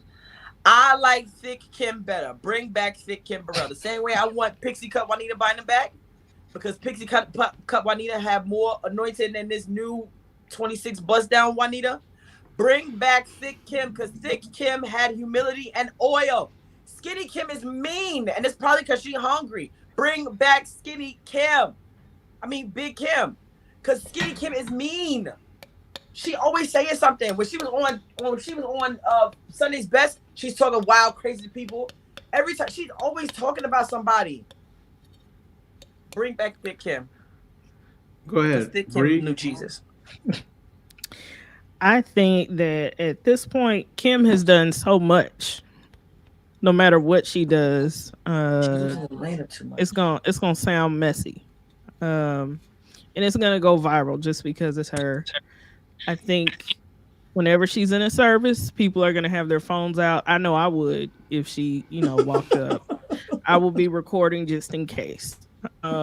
So That's a shame. that's just how Kim is. I mean, you don't know what she's gonna say. So She's like the Kanye of the gospel music industry. She just say whatever. right. Goss. I don't know. I don't follow Kim Burrell like that. But yeah, I agree with what Key said earlier. That's basically my piece. Okay. She rude. I've met Kim on several occasions. Kim has always been sweet to me. So Okay. Kim Burrell's pastor is a jokester. Like they make a lot of jokes. Like they joke a lot. Like they will joke you. They joke. And I know that because Kim Burrell's pastor is my pastor's pastor. Okay. And so my pastor will joke you too. Like when I grab the mic at church, I joke. You know what I mean? We are so jokey. So I don't always take Kim so serious when she is on the stage with the mic in her hand. Like there's just a lot of jokes that be flying too. So can the jokes be out of pocket sometimes? Maybe so. I do agree. So then is it the mismanagement of a platform? From mismanagement of a platform, it could be. I mean, I don't know. It matters. I think there's context to being in the room. I just think there's context to being in the room. And when you just pull up a camera, you just don't really be knowing what's going on in the atmosphere in the room. Like we have all been in a church service where somebody got out of pocket from a congregational standpoint. And they had to be Why was she singing on stage with a mask? How do you sing in a mask? Out of order, right? No, I'm joking. My point is, most of us could say if they've been black touch long enough, you've seen somebody get out of pocket from a congregational standpoint, doing too much, and somehow, some way, somebody had to handle them. Whether it was the person on the mic, whether it was security, whether it was whatever the case may be, somebody had to handle them. I think that's what Kim was trying to say this situation is. You know me. I still cape for people. So listen, I'll cape for Kim. If I needed prayer or somebody to intercede for me, I would call William McDowell. If I was in a battle and I needed somebody to roast a nigga for me real fast, I'm calling Kim because Kim has no chill. Kim has no chill. She will roast you to death. And my problem is there's a time and a place for roasting people. And Kim just roasts people when she feel like it. And then she get on and she give the worst explanation in the world. How many? Yo, I feel like we had this conversation before, and you was caping for Kim, and we were like, yo, but she's wildin'. I caped for Kim last time, the same reason I caped for Kim this time. Yeah, you said the exact same thing. Every time I've seen her, she's always been nice to me. Yep. We do not care. She's wildin', bro. That's just my thought process. So, this last topic of the night, is a Corey Goss special. What? Sorry. What happened? I seen ex-husbands run up on the new husband in service. Yo, Devin needs me real quick. What? No, he wants my soda. I'm not giving it to him. How is Kim only 51? Give him that soda. So this has been something that a lot of people have been saying for the last year. What John H just said. Yo, I thought Kim was 51 in 99 too.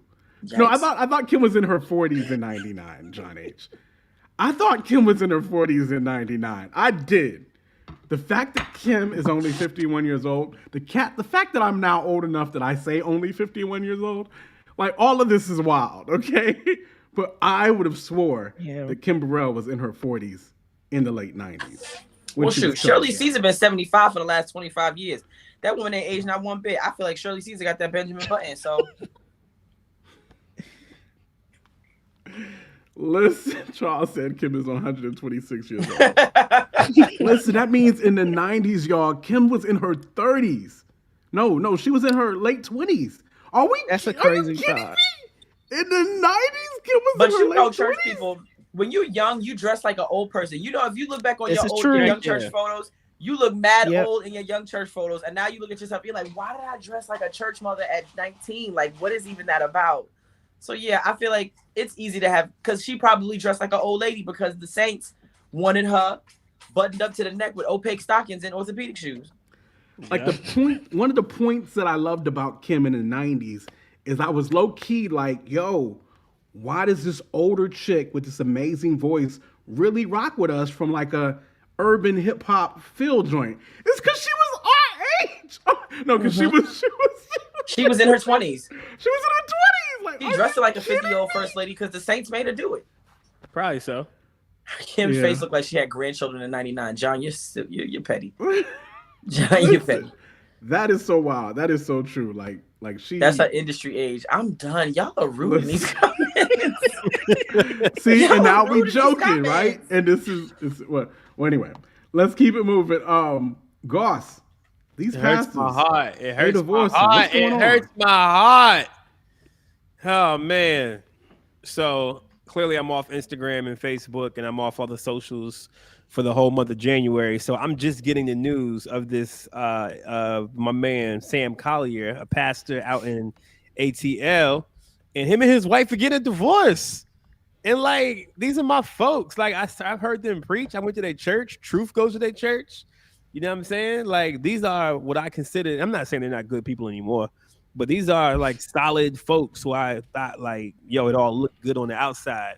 But come to find out, on the inside, everything was falling apart. So if y'all don't know, Sam Collier, he is the pastor of Story Church out in Atlanta, Georgia.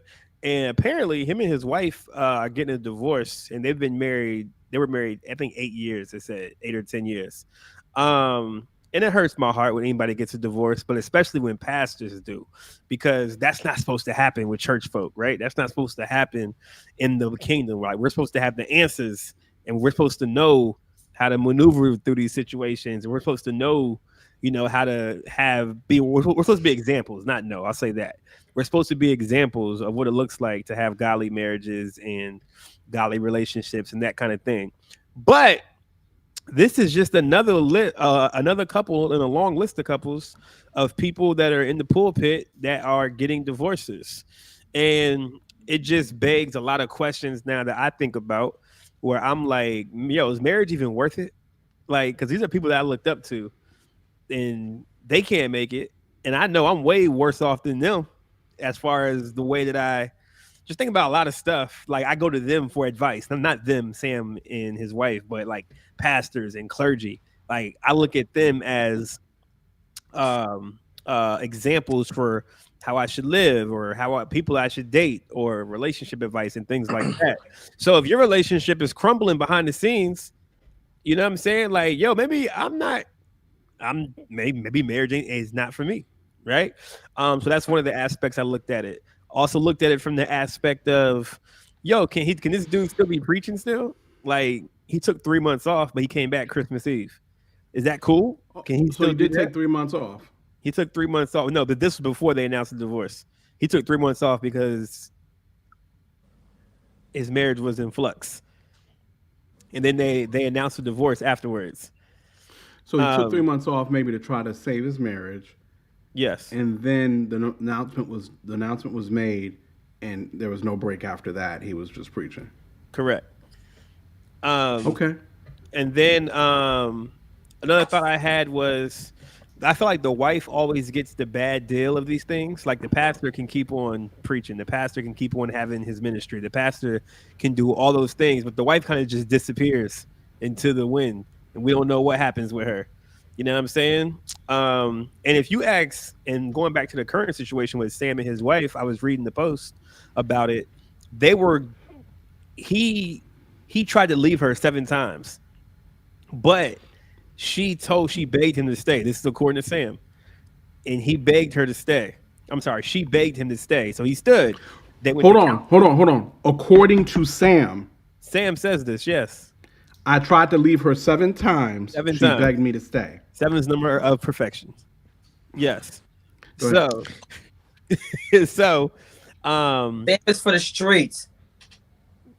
It could be. You out there in Atlanta, so I don't know. So one day, while they figured out that they were going to get divorced and they were going to keep it private between them, Sam said he woke up to an Instagram post by her, and it said, and allegedly Sam has cheated and has been unfaithful and all kind of stuff. And then Sam replies back in the Instagram post of his own and says Tony is a liar, or her name's Tony. Says Tony is a liar and an abuser. So Sam's claiming that she's lying and that he was abused in the relationship. Tony's claiming that he was unfaithful, right?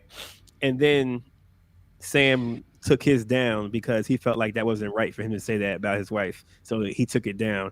And then everything came out in a Christianity Today post interview.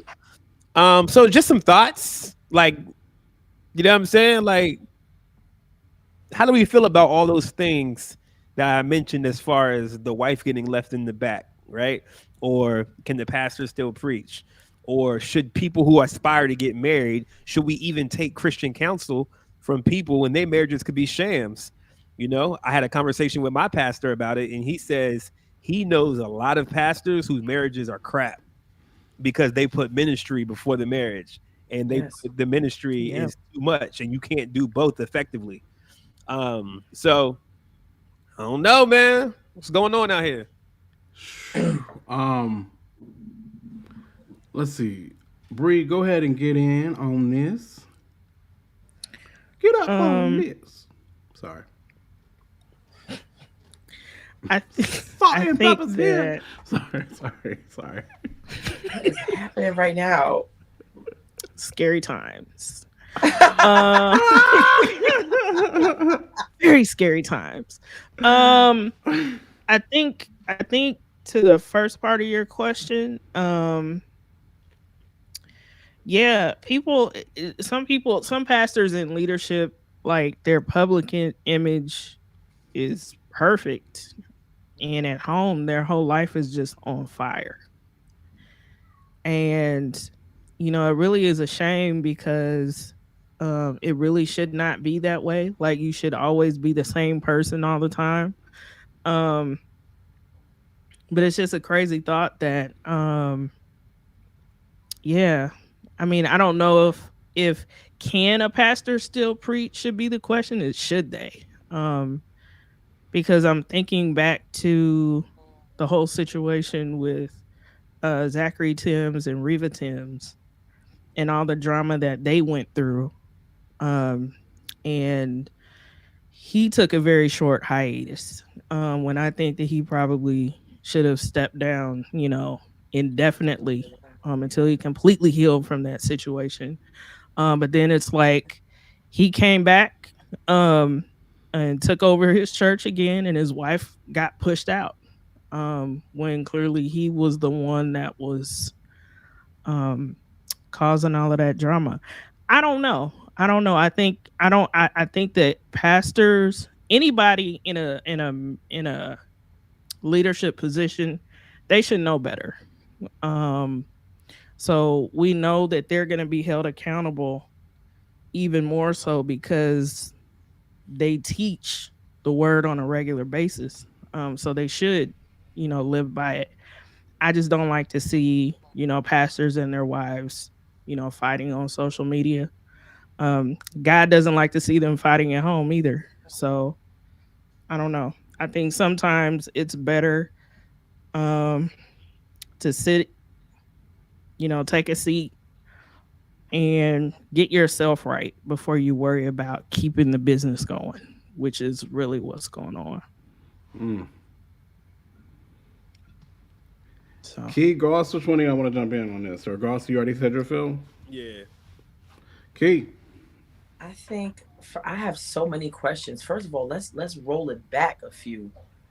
Why weren't like the questions around ministry and things like why were there not more conversations had around what does ministry look like and what are the expectations around what we're going to do in ministry had? Because my thing is, did y'all talk about what it looks like for him to be in ministry? And if y'all had the bandwidth, if y'all's marriage had the bandwidth to run on that level? I just feel like not enough questions are had. People be taking ministry assignments without praying, without talking, without seeking counsel. They just be out here because people still using ministries like fig leaves in 2024, and they be trying to cover their inadequacies with the ability to preach or teach or whatever the case may be. It's disappointing because this should have been this could have been avoided with several conversations. What are your thoughts around ministry? What do you think ministry is? How hard are you going to run in ministry? Do we have the capacity to run in ministry? Do I have the capacity to uphold you as a man while you run on this level? If not, I just shouldn't. Like, my desire to be married will never supersede my capacity to hold whatever it is you called to do. So if you're called to be a pastor and run at the level of and run it at Mach 3, I don't have Mach 3 capacity for you.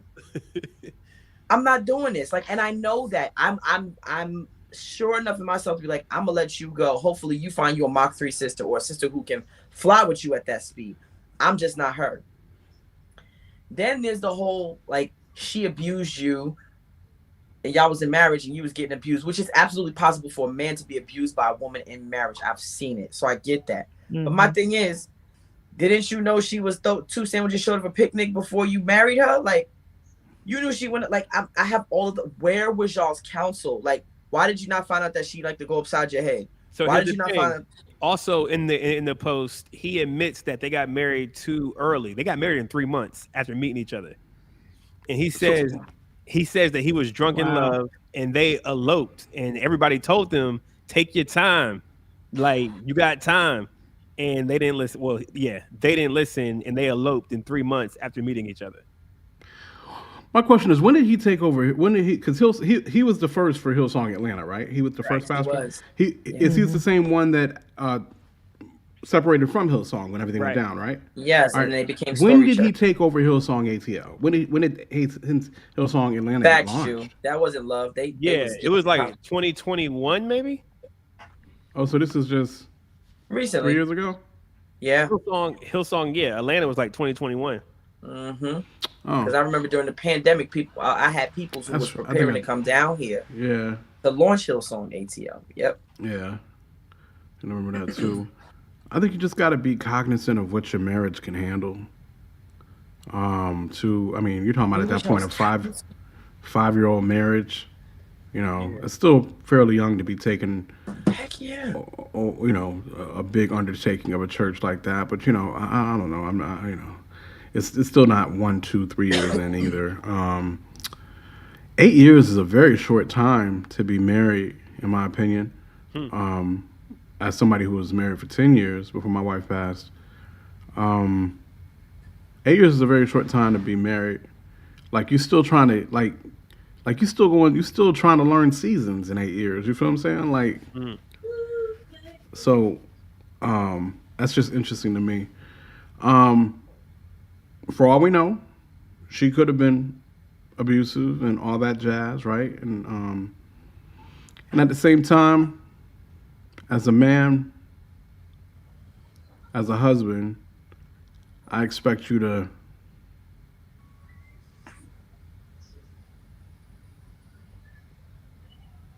somehow, some way be able to steward that, or start to bring in third parties, or even per se board members, even, or whatever. I don't know what setup Hillsong has. Where was the elderly council lost and found? It's a good point. That's my thought process. Where is y'all's?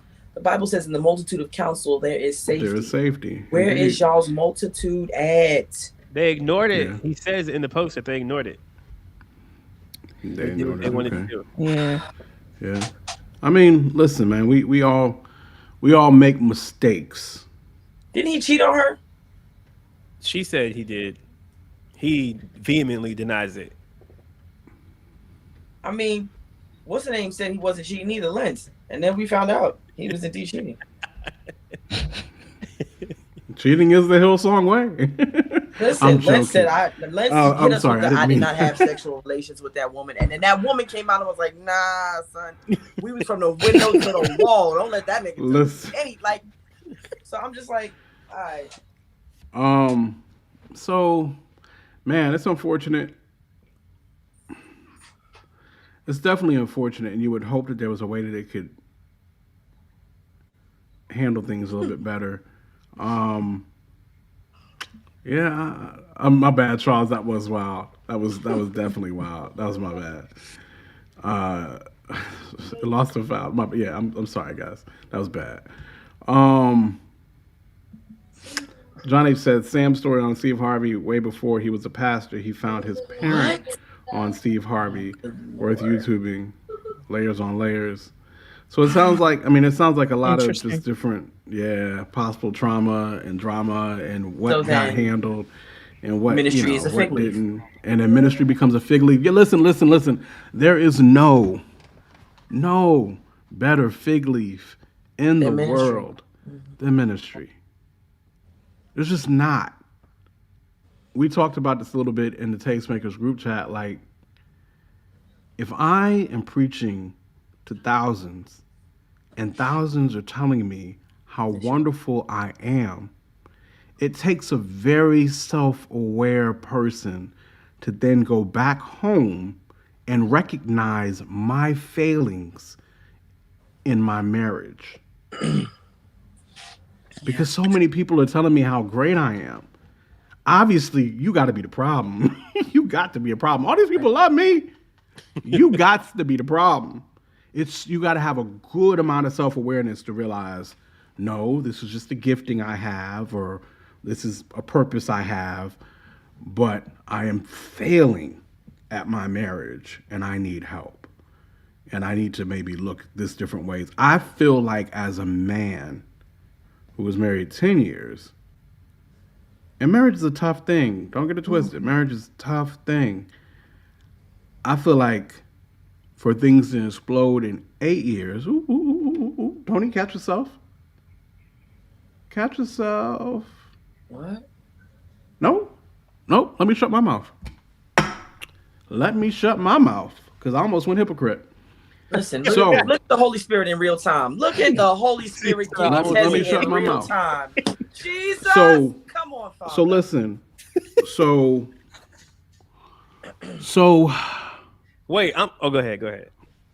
I'm trying to think of how deep I want to go into it. You got to know me that I don't really care. I wear. Obviously. No, I think. But their situation and my situation would have been two different situations. Yeah. But he's making money. He's making good money. He's making good money. He's got the what?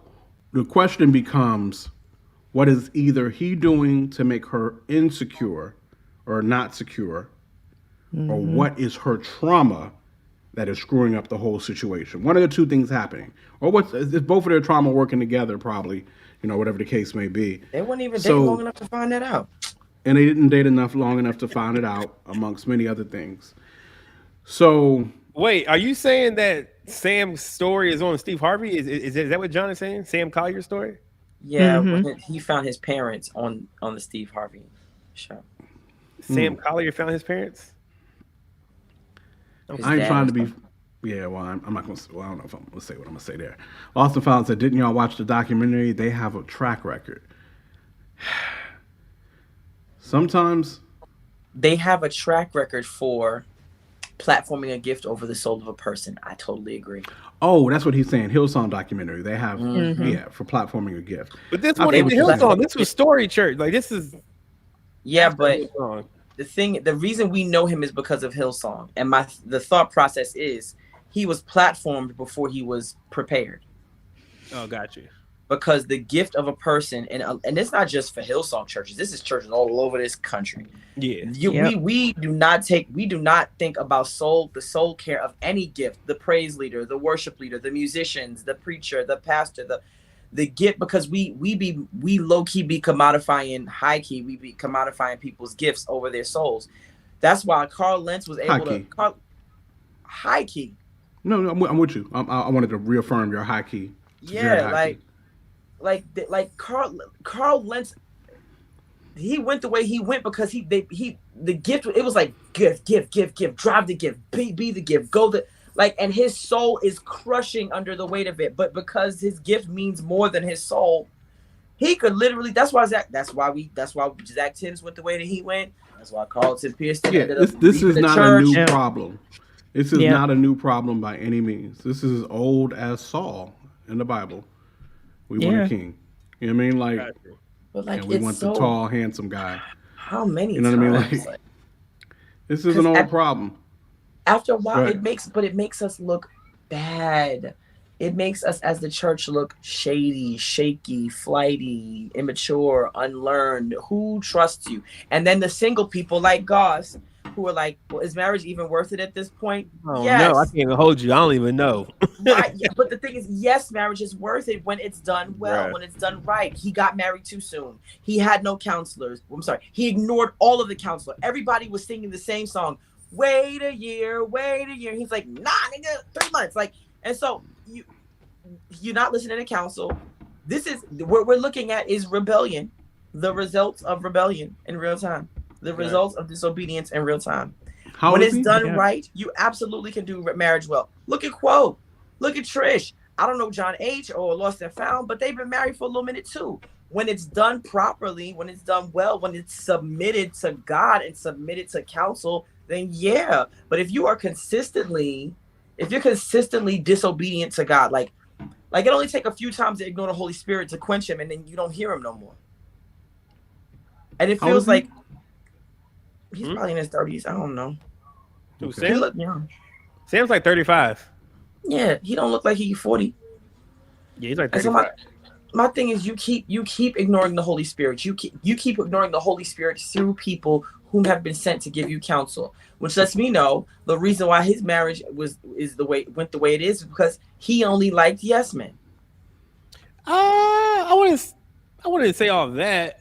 From what I knew about Sam before he was a Hillsong pastor, because he used to work with Andy Stanley at North Point. He was a minister on staff with Andy Stanley's church, and then he did his thing, and then he platformed before he was at Hillsong. Hillsong got him because he already had a platform, not because he was his new pastor. But his work and his personal life are two different things.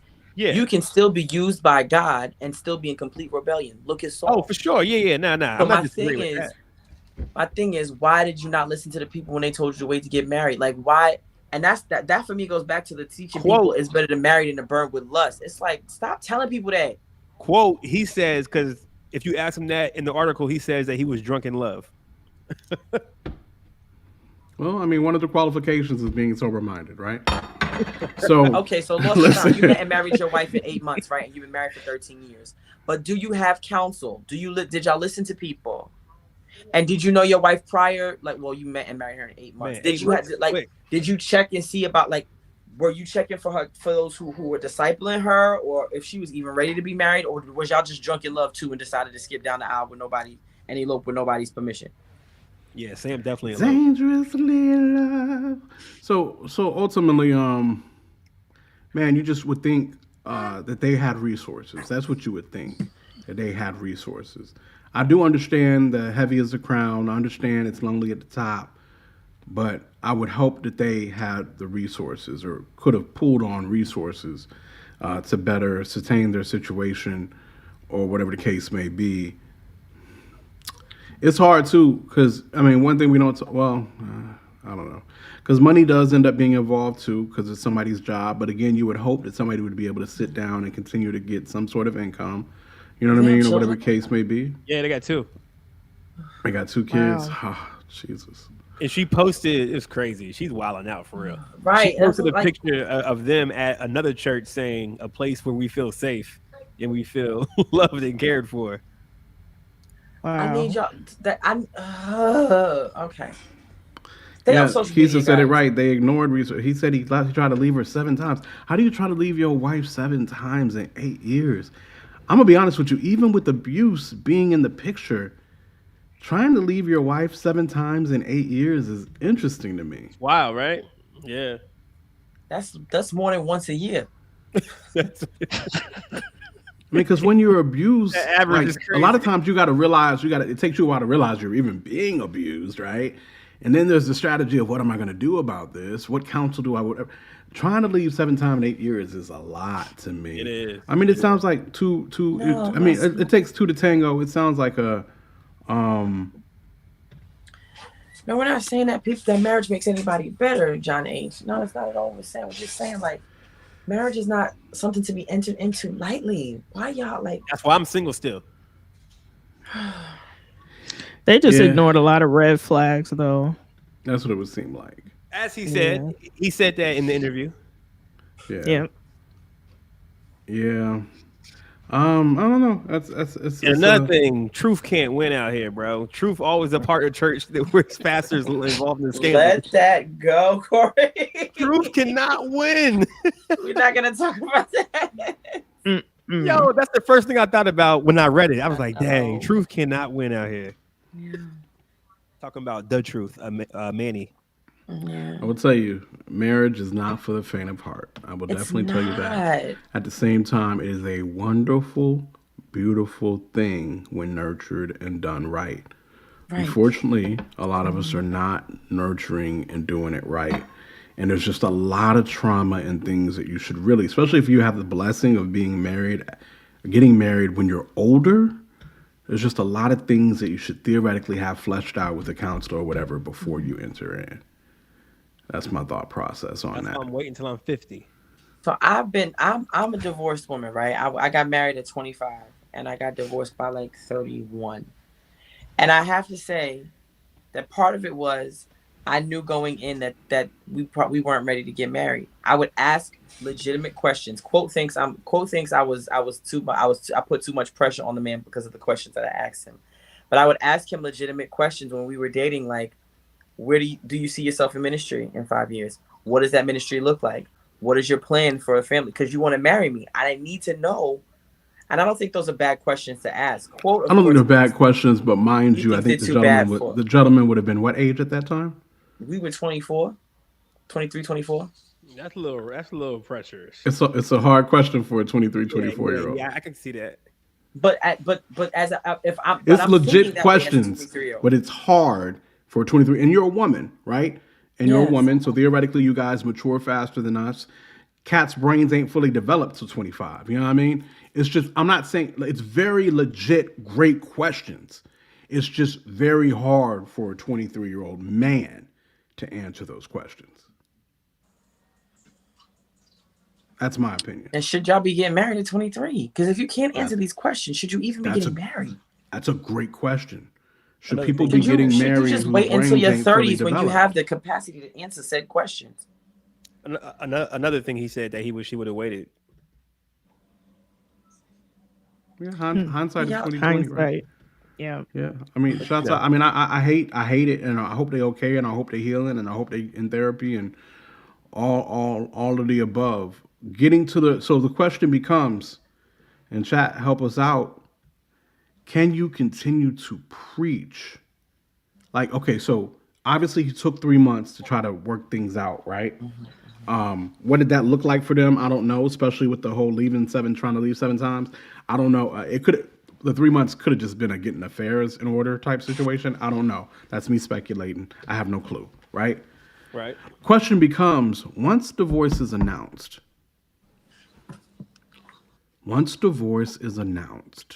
Right. Whew, that's a tough one. Once divorce is announced, should there be a sitting period after that? Yes. Have you disqualified yourself from the qualifications of an elder?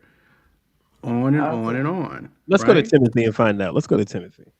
Come on to the Bible. I personally think you should sit out though. Come on. Yo, I just want to keep pointing out that the most sensible person on this chat right now is Corey. Corey's taking us to the Bible, and Tezzy is Tezzying. What have I even done in the last 2 hours? Like the first 23 minutes? That's because the bang is wearing off. Somebody pull up Timothy. We gonna sing that song for when the bang is in the system. From my recollection, okay, it does state that you have to be married. It says you should be a husband of one wife. Mostly sounds hilarious. So does that mean that you have to be married in general? So that's a good question too, that people would maybe agree to or not or whatever. I know single pastor. That 1 Timothy 3, guys? What is that? I'm trying to remember. I think it is. I believe so. Above reproach. So can you be above reproach going through divorce? But that's subjective too, though. I know mad pastors who aren't above reproach. I mean, maybe that's the issue. People will find some stuff on Tony Evans and be like, you know what I'm saying? So does that mean he's not above reproach? That's a good point. So I feel like we should look at the history of that context when he was preaching, because there's a lot of text that requires the history behind that text, so that you can understand who Paul was talking to, so you can kind of see the nuances of the conversation he was having. Lost and found. That's a good point. That's a good point there too. So so get the women out of here, not in that pulpit. And so I'm not doing it about it. And so for me, him getting divorced, like you're severing a relationship, you're severing a covenant. Sit down and heal again. But your ministry is your fig leaf, so you're gonna use it's the opium of the masses. I once heard a preacher say Christianity has become the opium of the masses, and it's true. Wow. You're using this thing to tap out, and it's like it's giving you don't have the joy of your salvation. It's giving that you're legalistic. It's giving you do this out of obligation. It's giving your relationship with the Lord is not intimate. It's transactional. So my wife dies in December. Mm-hmm. If I was a preacher, wouldn't people look at me strange if I continued to preach right off? And take no breaks? And take no breaks? Listen, we looked at you strange when you was trying to come back and do the tastemakers. And y'all did. Right. Y'all did. I think anybody will look at you strange for sure. Because you're not taking therefore, the time. So this is very much so a death, right? This divorce would be very much so a death. There would have needed to be a break, you would think. Yes. Yeah, but that's again, the best. And I'm not picking on him, so don't think I'm picking on him. But I think about when Jamal Bryant, when he was going through all the things he was going through, he did not break. He did not sit down nowhere. And it's like, sir, we see you bleeding. Sit down. But no, your ministry, the ministry is the thing that proves your inadequacy. You're using ministry to prove your legitimacy when sonship should be doing that.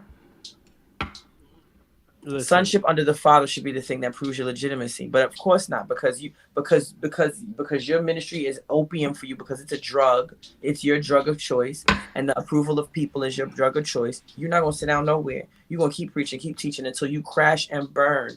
And my thing is, are y'all not looking around? Do y'all not see the pastors who've crashed and burned, and what made them crash and burn? It was after a moral failure that led to the demise or the death of an important part of their lives, but no break in the middle to go through the 5 stages of grief. So now you're grieving in real time, bleeding on people in real time, wilding out in real time, and now you're a hot mess and you're a shell of what you used to be. But because this is your fig leaf, this is your opium, you just keep going. I just don't want what happened to him to happen to Zach Timms or every other preacher who has gone that way and has done too much, gone too far, too fast, and won't be listening and don't want to submit to leadership and don't want to submit to healing, because this is now a drug for you. Some people drink, some people smoke, you preach. Yeah. No, you're right. You listen, man. It's just a divorce or the death of a marriage.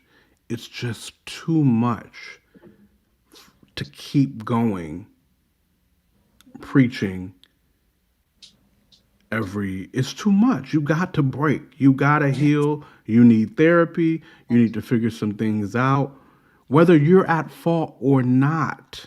Right? And let's be truthful. Oh God. It takes 2 to tango in this thing. Like normally in marriage, there's dirt on both hands. There's dirt on both people. There's dirt on both hands. And there's good people on both sides. You know what I mean? Right, Trump. Listen, I was being silly. But no, I don't think that I'm not saying that they weren't both wrong. I'm not saying that they both didn't have fault. My point is that's the reason why you gotta take a break. You know what I mean? You gotta take a break. You can't just keep going after that. Noel Jones said he told Dietrich Haddon, "You don't never stop preaching." He said he don't care what happened in your life. He said in season and out of season. Huh? Wow. Bishop Noel Jones is wild. Bishop Noel Jones is also divorced, and he took 150 years to marry that lady. So I can't. Oh, he married her? He finally married that girl? He finally married her. Sir, at that age, it's like, whatever. Anyway, it's her name again? Something Etta. Loretta. Yeah. She literally was his girlfriend for like 30 years. Yeah, mad long. That's wild. He said, I was watching one of the episodes. He said, "I trust you." He said, "That's big for me to say that." John H. says people work as medication. That's from pastors to auto mechanics. That's true. That's very, very true. Working in routine does help dealing with the process sometimes, or even avoiding the process one way or the other. I guess our point is it is maybe a form of medication, but it's a form of drugging, right? And is it like a prescription drug or is it like cocaine? You know what I mean? I'm of the thought process that the amount of milligrams that's going to you as a preacher is just a whole nother ball game.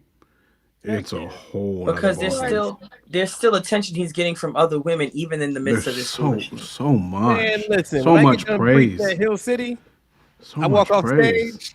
I feel like and Jesus. Leave. He said, "I feel like Jesus." Walk on water, right? What? You know how many compliments and how many? Oh my God, that sermon was. Get out of my face.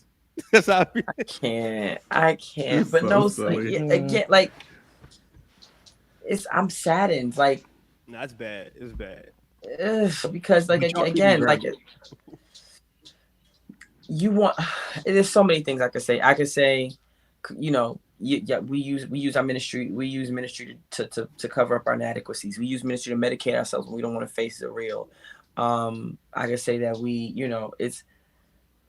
want cheerleaders and not covenant partners, because you want somebody to cheer you on and not tell you when your stuff stinks. You know what I mean? And so when they tell you your stuff stinks, like, because he's saying abuse, outline what the abuse is, right? Because if a woman says a man abused me, outline like what happened, define abuse, because your definition of abuse and my definition of abuse could be two different things. She could have went upside your head, or she could have told you that that she's not your fan and she's not going to cheer you on for every little thing that you do, and you could deem that as abuse because you could low key have orphan issues. For me, the taking it to social media is like, y'all that's crazy. Yeah. Y'all wow. So, and sis, you started this.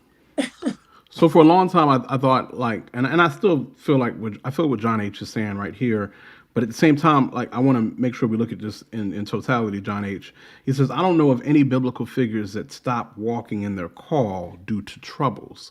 Kings, prophets, it kept going. Not saying it's right, just don't see any other examples. So I would say so preaching. What are we saying? What's it becomes the difference, in my opinion, from what I do and who I am. Right. That's what I would say. And then even as we look at David and as he would slip up and he would keep working and slip up, and there were consequences. For that, absolutely. There were consequences to David's not.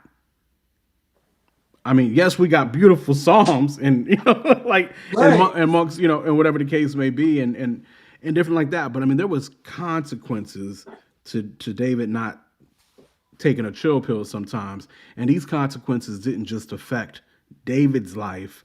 These consequences affected David's children, the whole freaking household, every single one, and the craziness that came with the children. And then I would like to also say, journaling. I think I would deem that as some form of self-care. Yes. David would also be stealing away and journaling. You know what I mean? Which is where we also get the Psalms from as well. So I don't know that David stopped, so David writing, I don't know that that's him operating in his call as much as I think that's good self-care maybe. You know what I mean? I need us not to deify the work of ministry. The call is to sonship. The call is to be sons and daughters of God. That's the call. Anything outside of that is just it's work that God is, but he doesn't need you to do that work. And so being sat down does not mean you are not a son, and that's the paramount, that's the crescendo of the Christian life, to be a son or daughter of God. Anything else is peripheral or even or secondary or tertiary even. But when we deify preaching, the call to ministry or a specific functionality in ministry over being a son and daughter of God, then you're gonna get all this weird foolishness happening. You preach and have an affair and get back up on Sunday. You know what I mean? Because you're not taking the fact that you're a son and daughter and putting more weight on that than the ministry that you're supposed to be, than the ministry you feel called to or that God has called you to do. Nothing should trump being a son or daughter of God. Nothing weighs more than that. Everything that you're called to do flows out of being a son and daughter of God. That's where it starts. It's you're preaching, teaching, evangelism, music, art, all of that is hinged on your sonship. And I feel like there's not enough weight placed on you're a son, you're a daughter of God. You were once afar off and now you're daughters and sons of God. Before you're a pastor, before you're a singer, before you're a teacher, you're a son. And that's the highest office to occupy in the kingdom. Not apostle, not teacher, not pastor, not evangelist, son, daughter. It doesn't get any higher than that. You're an heir. That's the ceiling. But we keep elevating these demonstrative things because because again, it scratches an itch it scratches the itch of approval. It covers up the inadequacies that we are not coming to grips with or not confessing to the Father. We're treating it like it's more important. And I feel like when you stop considering yourself, when you stop paying attention to being a son or a daughter, that's the beginning of the loss of the joy of your salvation, and then all kinds of foolishness ensues behind that. Yeah, you gotta sit down. The gifts very much so come without repentance, right? Absolutely. The gifts come without repentance. Even theoretically, purpose comes without, your purpose from jump, right? So that once again is another thing that comes without repentance theoretically. So yeah. As like I said, it's unfortunate. I will say, as a church court all across America, do we deem that you need 3 to 6 months after a divorce to sit your tail down? Is that deemed? Yes. Everybody say aye. Aye.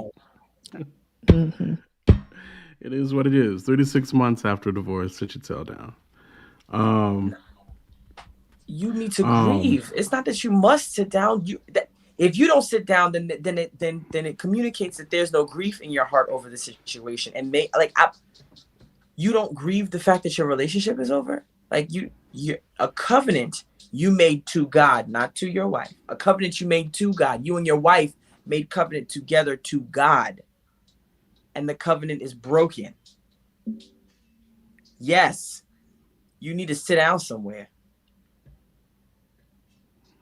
I'm not saying sit down permanently. I don't think you're disqualified from the ministry because of a divorce. I think that's insane to say. Honestly, and I want to make sure that's a great point he just said there. I'm not necessarily getting into disqualifying. I'm talking about just good old dealing with what you got going on, because what you got going on is a lot. You know what I mean? I think too, like, even the weight of ministry is so much. Even if you're living right and everything is fine with your family, everything's good, ministry, the weight of ministry can still be a lot. Jesus took breaks all day. And I think if you have a traumatic event that happens, in order for you to come back and be effective, I don't see a problem with sitting out 3 to 6 months, depending on what happened, maybe a year. So I think there is wisdom in taking a break for a little while. I don't think that's a problem. I think the problem is with ministry being a machine, and you think that you are the necessary piece that has to keep that running. That's where the problem is. And you're not going to allow yourself to heal in that manner. So, because you value your work over your position in God. You value your work over your relationship. So yeah, I mean, as soon as my wife passed away, I had a strong desire, and I was talking to my therapist about this. I had a strong desire to get back to work. I excel at my job. I'm a salesman and I'm top. You feel me? And so I wanted to get back to the routine. Not only the routine and the maybe not having to deal with, but the comfort also of doing something that I'm good at, all that kind of stuff. And I mean, of course, my therapist looked at me and was like, "Go ahead and stay in the present, player. Stay in the present. Stop trying to get to that. You got to deal with what you got to deal with right here." Right. And it took me a few weeks to have to deal with that. You know what I mean? And to deal with stuff. And of course, the mourning process is still, it still happens in waves and different things of that nature, and scents and smells and pictures and thoughts and places. And that's just part of the process, right? It's part of the process. I'm literally right now, I would say even maybe this last week or so, really just kind of getting to the point where I'm starting to, like, I'm getting there. You know what I mean? Like I'm getting there. I'm getting back into whatever. I'm handling things and business and my household and my family and my kids and things of that nature. My thought process is, if one was to have a divorce, a death, you gotta take a break. I'm not even saying because you're disqualified. I'm just saying, man, you got to pick up the pieces, don't you? You got to pick up the pieces. Like, somebody needs to let you pick up the pieces. You know what I mean? That same sermon that you want to preach, you could preach it later. You could write that joint down. You could preach it later. Shoot. I mean, there might even be a tool to be able to use technology and record this joint, and maybe it could be broadcasted in different ways. I'm just saying that praise is intoxicating, and that's just, you got to be careful with that, because you're never really dealing with the root or dealing with yourself or what's going on with that there. And we all have different mechanisms of coping that we try to use, some better than others, right? The goal at the end of the day is to try to be healthy in any of it, right? So yeah, it's a lot. I just wish them the best. You know what I mean? Yeah. I mean, someone needs the word of God, but God is the giver of the word. We're not going to, I feel like, again, what quote said earlier, so where you feel like you're the necessary component. Was that no? Maybe that was Brina. You feel like you're the necessary part of that ministry because ministry is a machine, and you feel like the machine won't move without you. It moved before you. Yeah, and that's the thing. So even that word per se that we're talking about, Judon, you're not the only one that can deliver that word. Holy Spirit can definitely have somebody else deliver that word. But again, when your ministry is your opium, when your ministry is your fig leaves, when your ministry is the thing that affirms your sonship and not the fact that you're a son, hard stop, then yeah, you're going to feel the need to keep working in spite of, I feel guilty because, no, you're a son. You don't think God cares about your soul? You don't think God cares that you're healthy emotionally and mentally? You think God is really going to force you out there after a divorce? Like God is going to be so angry that you don't get up to preach the Sunday after your freaking marriage came to a burning, like crashed and burnt. Yo, he cares about in season and out of season, Doc. Please miss me with the in season and out of season. That's like, I know, but like I'm talking about the people who, them people. I'm not talking about you. I'm talking about them people who, Stop. I've been in the faith long enough to know, like, it's not that it'll never be that serious. God is the one who brings the increase anyway. You're either a planter or a waterer. You're never the increaser. So the OD like that's a thing. Like, oh, it doesn't get done. You're not the increaser. You're not. Yeah. Sit down. Heal. And so the only we need to get out of here. The only aspect of this that we haven't dealt with is only thing I don't think we've really mentioned into it is just, and this is even from a husband standpoint, from a man's standpoint. I'm sure it's probably easy for a woman too, but we do have to be so careful not to prioritize Jesus's bride over our own. You know what I mean? Like it's so easy to prioritize the church over your marriage. And you just have to call your own foul. You got to be man enough to be like, look, man, I can't continue to do this right now. I'm going to need some help because I got to deal with whatever's going on at home. And again, that don't mean that whatever's going on at home is for sure your fault because people are crazy. But it is something that should be your priority, right? Above the bride of Christ is your own bride. So it's not easy as a man, but it was never meant to be easy, right? And so it wasn't appropriate of time to step away. Just seems like the answer would be situational. Yeah, so I said 3 to 6 months. I'm trying to help you, Corey. You don't want to be need no more help. I'm good. You can help me tomorrow. Hold on. Is Corey complaining that the subject that he forced in is causing us to continue to be on this podcast right now? Cry aloud when his subject was not voted on, but I put it in, and I put it in at the top to be the premier topic. And now you're fussing because it really, Goss?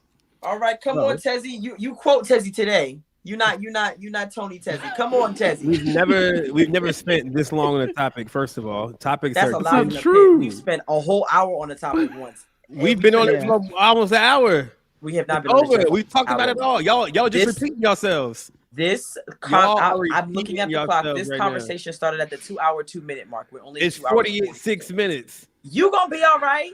Y'all are sitting here repeating everything y'all said for the last 20 minutes. So anyway, right? So what I'm gonna say is, I guarantee you're gonna say something that you already said 20 minutes ago. No, I'm not. I prioritize lost and found. We all make we all easily can make that mistake, and we and you got to catch it. You really got to catch it. You do. John H said he had a tantrum. Heck yeah, nobody trying to be up here all night. You got stuff to do, man. You ain't got nothing to do but go to bed, boy. What you gonna do? Take your vitamins? Take your vitamins and go to bed. Take care of. You barely got to get to work on time. On and on and on and on. But anyway, let me stop messing with you. Y'all don't know my life. But I'm right, ain't I? Let's see here. Hey guys, we love you guys. We appreciate you guys hanging out with us. Of course. Stop marrying these pastors, ladies. That's my final word. Stop marrying these pastors. You're not marrying a CEO. You're marrying a servant. That's the end. So should they stop or they should just be eyes open in what's going on. Wide open. Stop marrying a man because he's gonna be a pastor. He's not a CEO. That's not a CEO position. That's a servant position, which means you finna be a servant. And John H., thank you for always adding to and being a part. All of you guys, thank you guys for adding part. Like, listen, guys, the show is nothing without the chat, without the community, without the people that come in here, giving us great perspectives. You know what I mean, and bringing different things to the table. So that's what it's about. That's what we do this thing.